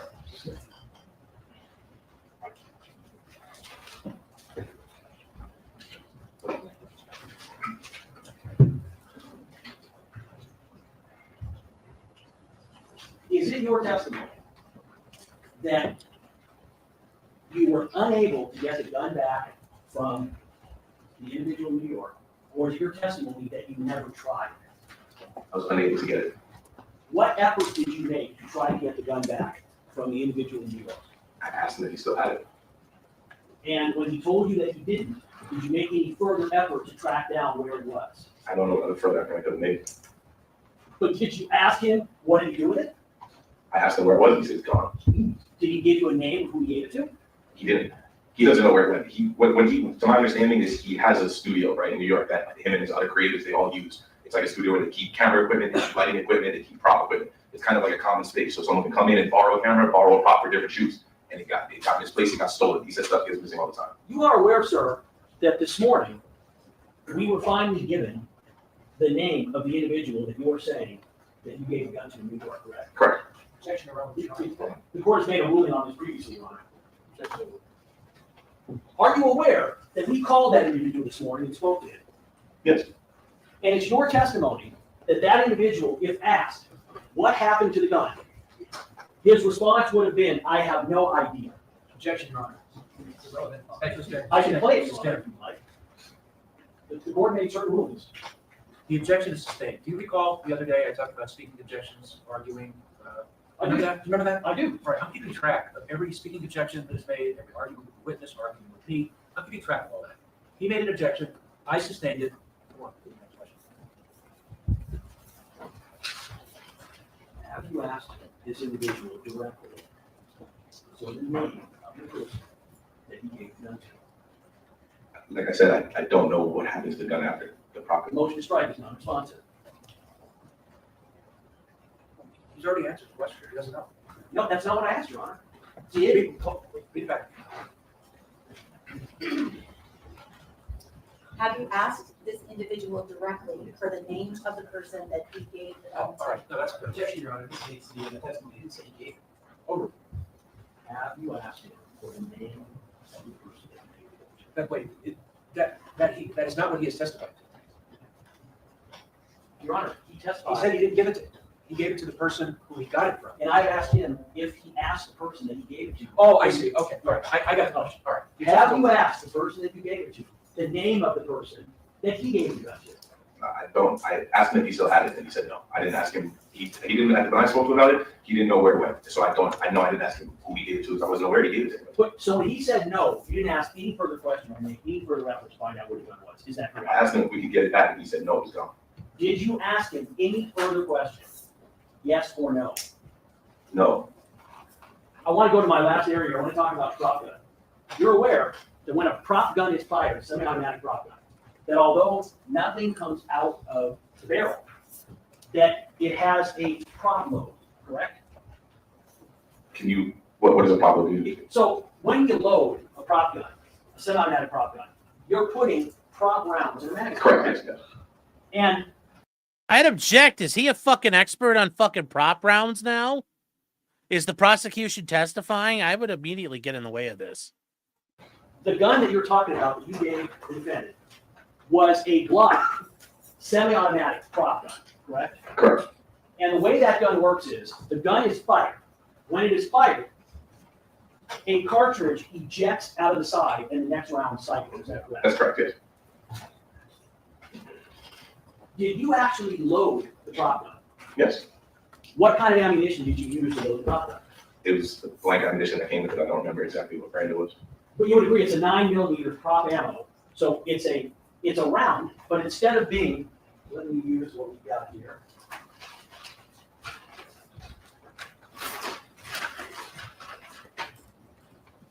Yeah, approach on it. You don't have to ask.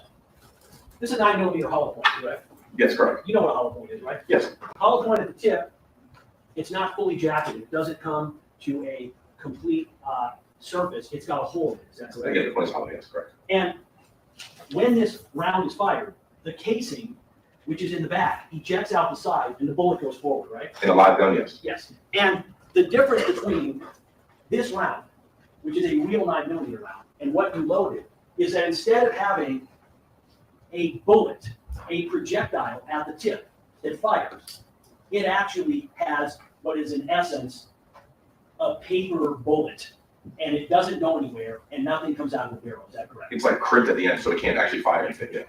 But it makes it sound correct. Chat, we have a special guest. He's like, oh my God, is it still going? He's like, oh my God, what do I do? Help me.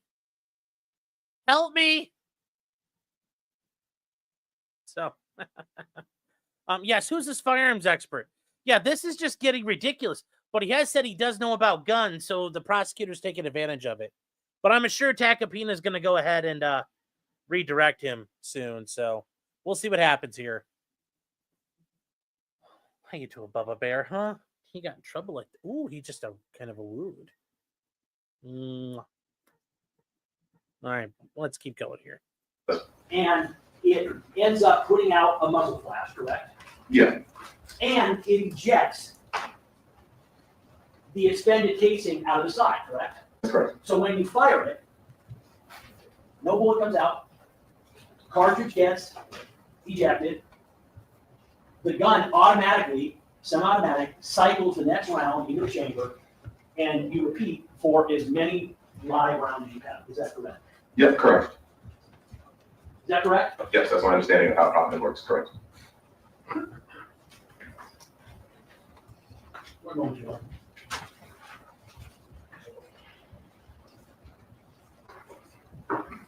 What do you think, Clyde, huh? Huh?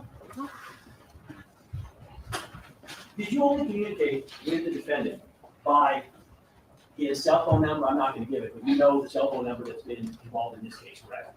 Yeah, it's all I'm not going to name his cell phone number. Is that the only number that you communicate with defendant. Yes. Yeah. Did you ever communicate with him on other apps, such as Signal or WhatsApp or WeChat? With the defendant? Yes. No, the only other thing I might have communicated with him is through like, you know, you could iMessage, you could like send iMessages with your email sometimes. I might have used his email to message him before, never Signal or WhatsApp or WeChat.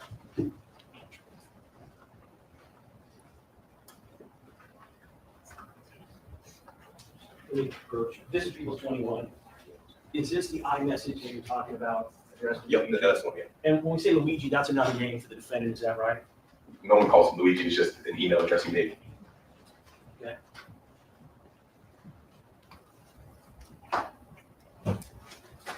One moment, Your Honor.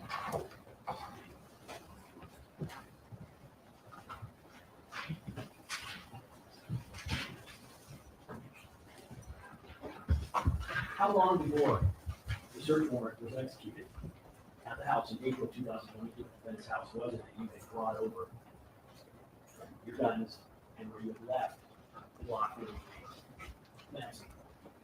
That was in, like I said, we went to the shooting range, but we were gonna go to the shooting range in summer of 2021. So July, August. I don't remember the exact date, but it was in that vicinity.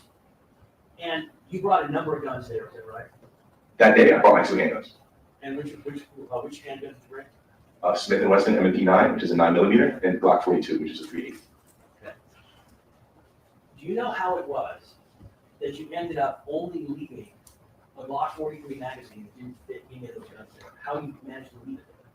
Well, because when we realized we couldn't go to the shooting range, I packed up my bag and I left the Glock 43 magazine out while we were drinking and just hanging out. That's when I was fidgeting around with it. The next day when I went to go pick up my stuff, I just grabbed the bag and I didn't grab the magazine because it was separate from my bag. So it's your testimony that you have to be just fidgeting with this magazine that you had, that didn't fit any gun that you had with you, that you thought was a different magazine, that testimony? That's correct, yes. Yeah, I'm not sure. So look, you were asked if you found out that immediately after the incident, Relli demanded money from Rocky. If you were, let me withdraw that. You were asked if you found out immediately after the incident that Relli demanded money from Rocky. If you were coming in here just to keep to help Rocky instead of telling the truth, would you have just come in here and said yes, Rocky? Let me withdraw that. Yes, it this way. Ms. Sullivan asked you if Rocky told you immediately after the incident that he was being extorted by Relli, and you said no, you didn't know immediately after. If you were coming in here just to help Rocky, wouldn't you have said, yeah, he told me immediately after? And speculation, bro. He gets to finish the question. You didn't leave. He gets to finish the question. Finish the question. Thank you. If you were coming in here just to help Rocky, would you have answered his question that yes, Rocky told you immediately after the incident that Relli was trying to extort? Leading and speculation, Your Honor. Yeah, that's true. Now, you were asked about why you didn't come forward and tell the prosecutors and the detectives and the prop gun. Are you aware that Rocky told his lawyers from the outset that Objection, that's been called for speculation. It's an improper question. Stop. It is. It calls for hearsay and it's irrelevant. The objection is sustained. Ask another question. Do you know conversations Rocky's had with his lawyers? Objection relevant, also been called for hearsay. Okay. Motion to direct the counsel not to ask any questions in this line. You feel the question is objectionable, lodge an objection. I'm not going to tell any lawyer how to ask questions. Wow, see, this shit right here makes you look bad too. Now you're like, it's like, and the other guy's just like, ask questions. No, you can't do, that's not, no, no, Prosecutor Lewin, that's not how you do this.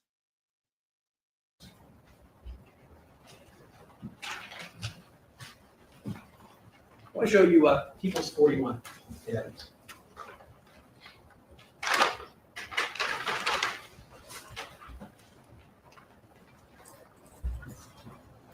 What is that? That is the Glock 43 magazine that I left at his house that day. Do you see any scratches on that at all? Can I touch it? Yeah, please. No, it looks brand new. Has it ever been used? That's been called for speculation. Just saying. How's it look to you? It looks unused and brand new. Now, you were asked about the ASAP ills on cross-examination. Do you know the condition of ills today? My knowledge is unreal. Objection, that's been called for speculation and hearsay. I'm sorry, I'm speaking. Your Honor, back to foundation. Now, you were asked about what Rocky told you about the incident repeatedly. Did Rocky tell you about it immediately after it happened? Yes. And was this an everyday topic of discussion in your life? The incident? No. And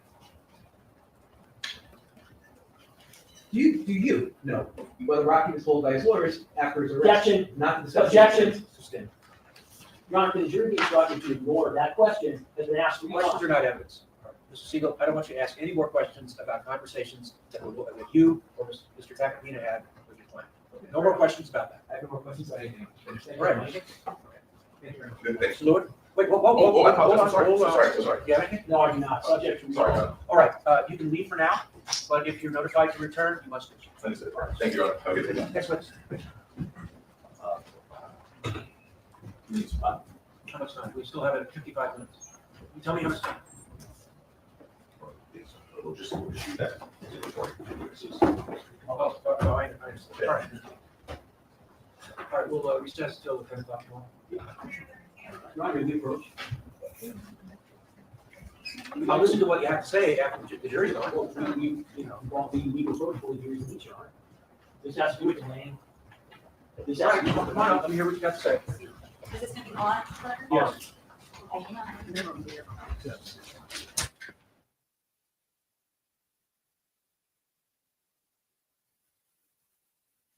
All right. Well, there we go.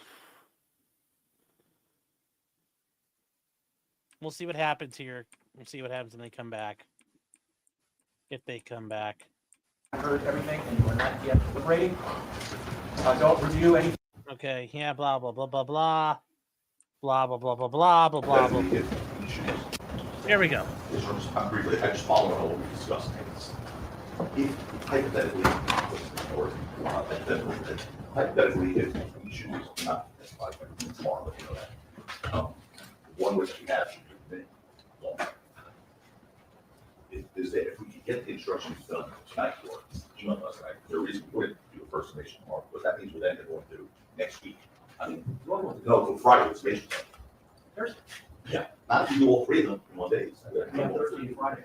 Right, so that means it's the next Monday. and here's the problem, Joe, we don't, the problem for us is we have to pretend tonight or prepare tonight as if he is testifying tomorrow. That is a ton of work. You want. That's your fucking problem. Who cares? That's your problem. Oh, he might testify. Well, then it's a good thing you have a lot of staff. You have a lot of other prosecutors. You got interns. You got investigators. It's not like you're spending your own money here. Come on, man. Come on. You want time to be able to discuss with him about him being able to testify. We're in a position, we got to do instructions, do his cross-examination, and then do our argument. I'm not going to force anybody to argue when they don't feel that they're arguing. Mr. Tapakina, Mr. Kozlovic feels that he's in a position to make his opening argument tomorrow, then he's welcome to do it. However, if he feels that he needs some time to do it, to get his thoughts together, then he can have that time, and the arguments will be on Thursday. But I need the jury instructions, and I want you to send them to defense counsel, and when you come in tomorrow morning, I'd like to get a copy of it, and also full self-defense. Yes, I did all that. I'm almost done with the first draft of it, so I will email everyone tonight. Very good. And then Okay, anything else? How long your short take? How long, what? Instructions, short. How long did it take you to read them? No, less than an hour. With this case, probably 40 minutes. If he does not, that's probably done by 11. Well, we're starting at 10. Yeah. You're gonna call one, it's possible, but I highly doubt it. But if worst scenario, we should be done early in the afternoon with jury instructions. I'll bet you money over there, that's 11. If he does not. Obviously, it's all different. We're gonna have a discussion right now, but. All right. Mr. Wood, anything for the record? Mr. Brzovic, anything for the record? All right, we'll see everybody at 10 o'clock. We're up. Well, chat, that was interesting. Yeah, there's going to be another opening statement. I don't think that's, I don't know if that's what they meant there. That's why I was a little confused.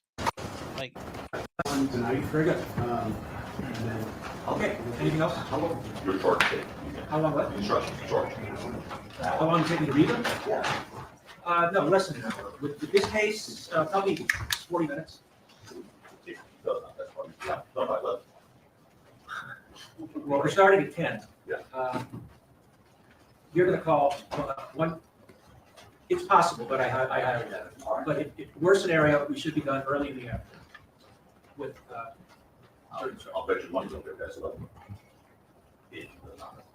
Obviously, it's all different. We're gonna have a discussion right now, but. All right. Go ahead. Mr. Wood, anything for the record? Mr. Brzovic, anything for the record? All right, we'll see everybody at 10 o'clock. We're up. all right, yeah, I don't see them talk about another opening statement, chat. He said if Mr. Kukowski wants to do opening statement tomorrow, which he could then cut off. I think it meant to be like the closing statement. So, yeah, I don't know, chat. I don't see anything there. Yeah, I think it meant closing ultimately. I think the judge misspoke as well. You guys, today was not as good a day for Rocky. Like, the prosecutor was finally able to hit some things home. Not a good look. Not a good look at this point. So they're gonna have to hang in there. They're gonna have to hang in there. So but yeah, that wasn't good because he finally got these people to answer questions because they don't make any sense. So, like, why was it like, all this shit? Like, some of this stuff doesn't add up at the end of the day. And finally, the prosecutor drilled those points home. It took him hours to get to those points, though. So, I was not impressed. Was not impressed with that. So, yeah. Anyway, guys, this is my same haircut from last week. I just, got it combed up and everything. So, he's going to be found guilty. Yeah, I mean, after how today went, Frederick, I think the state is back out in front. They're back in the driver's seat right now. So, Ariel's saying, how it's good to see you, by the way. I know it's been a little while. How's the work been going? Yeah, I can see that earning him the not guilty vote. And then Porcelain Dunder says, the jury probably checked out before he got to the points. Maybe. And yeah, Frederick, I don't disagree with you. Nobody's going to buy it's a prop gun. But Relli is so unreliable about what happened. And the prosecutors have been such dickheads. I don't know if anybody's listening to him anymore, but it's dangerous. Yeah, hung jury. I mean, I can see that too. New hair products? No, this is just water. That's just, it got wet and combed. So, yeah. I can see this guy lying for Rocky. He seems a bit sketchy. I mean, they all are going to lie for Rocky. If any of them didn't, they'd all go down, man. There's no way that wouldn't work. So, this is terrible. Thanks for asking. Oh, sorry. Oh. So, yeah, I don't know, guys. I mean, I don't see him getting an acquittal out of this.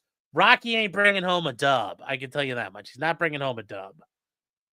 Could he get a hung jury out of this? Yeah, but this is yeah, was not a good day overall. Was not a good day overall for Rocky. This was a good day for the prosecutors. And remember, we've had a whole weekend in between. So time lets stuff fade. So he's going home scot-free. Yeah, we'll see. We'll see. So we'll see. We'll see, guys, but I don't know. I switched to a leave-it-in conditioner. What is that one you don't shampoo out or what? Like how what? I've never heard of that, but I'm not a woman, so I don't know what that is. I wouldn't convict, and you think he blunts any of the arguments? I don't know, man. I'd like to think so, but yeah, I'm sure if I was on the jury, I'd be zoned out. I'd be sitting there just in my notepad, just do. But we'll see. We'll see. So, all right, chat. Well, that's it for us here. So we'll do day 11 tomorrow, 6 p.m. Same time, and should be end of the trial. Then it sounds like Wednesday we'll get into some stuff. Tomorrow night we are gonna get into what's been going on with the Trump restraining orders, and apparently the way you do democracy is get a TRO on 1:00 in the morning on a Saturday, and you get a TRO against the entire fucking executive branch. Because that's really what you do for democracy. We're going to get to that because the government's going to submit the response tonight. We'll work on some of that, chat. So, yeah. So we'll find out. But in the meantime, chat, we'll go over to locals, and that's at potentiallycriminal.locals.com. Guys, you can join us over there for the members only stream. If you're not a supporter, you're going to have to use a promo code WHIPIT to get 1 month free. And then remember, chat, until next time, just because he did it does not mean he's guilty. And I don't think he did it. And I don't think the state can prove it. But I'm not sure the jury's on board with us. That's the issue. I don't think the state's proven it.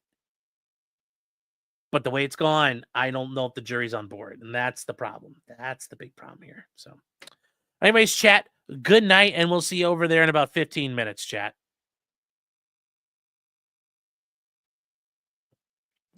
Let's see. Where did the thing go? Duh. Gotta.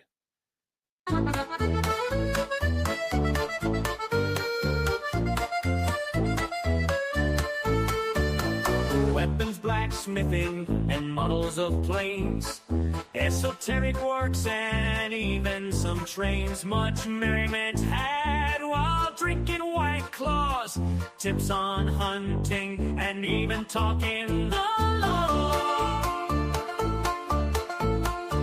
Whatever you do, just don't talk to cops, even when they nab you on illegal stops. Just 'cause you did it doesn't mean you're guilty, but please talk to a local attorney. Was that the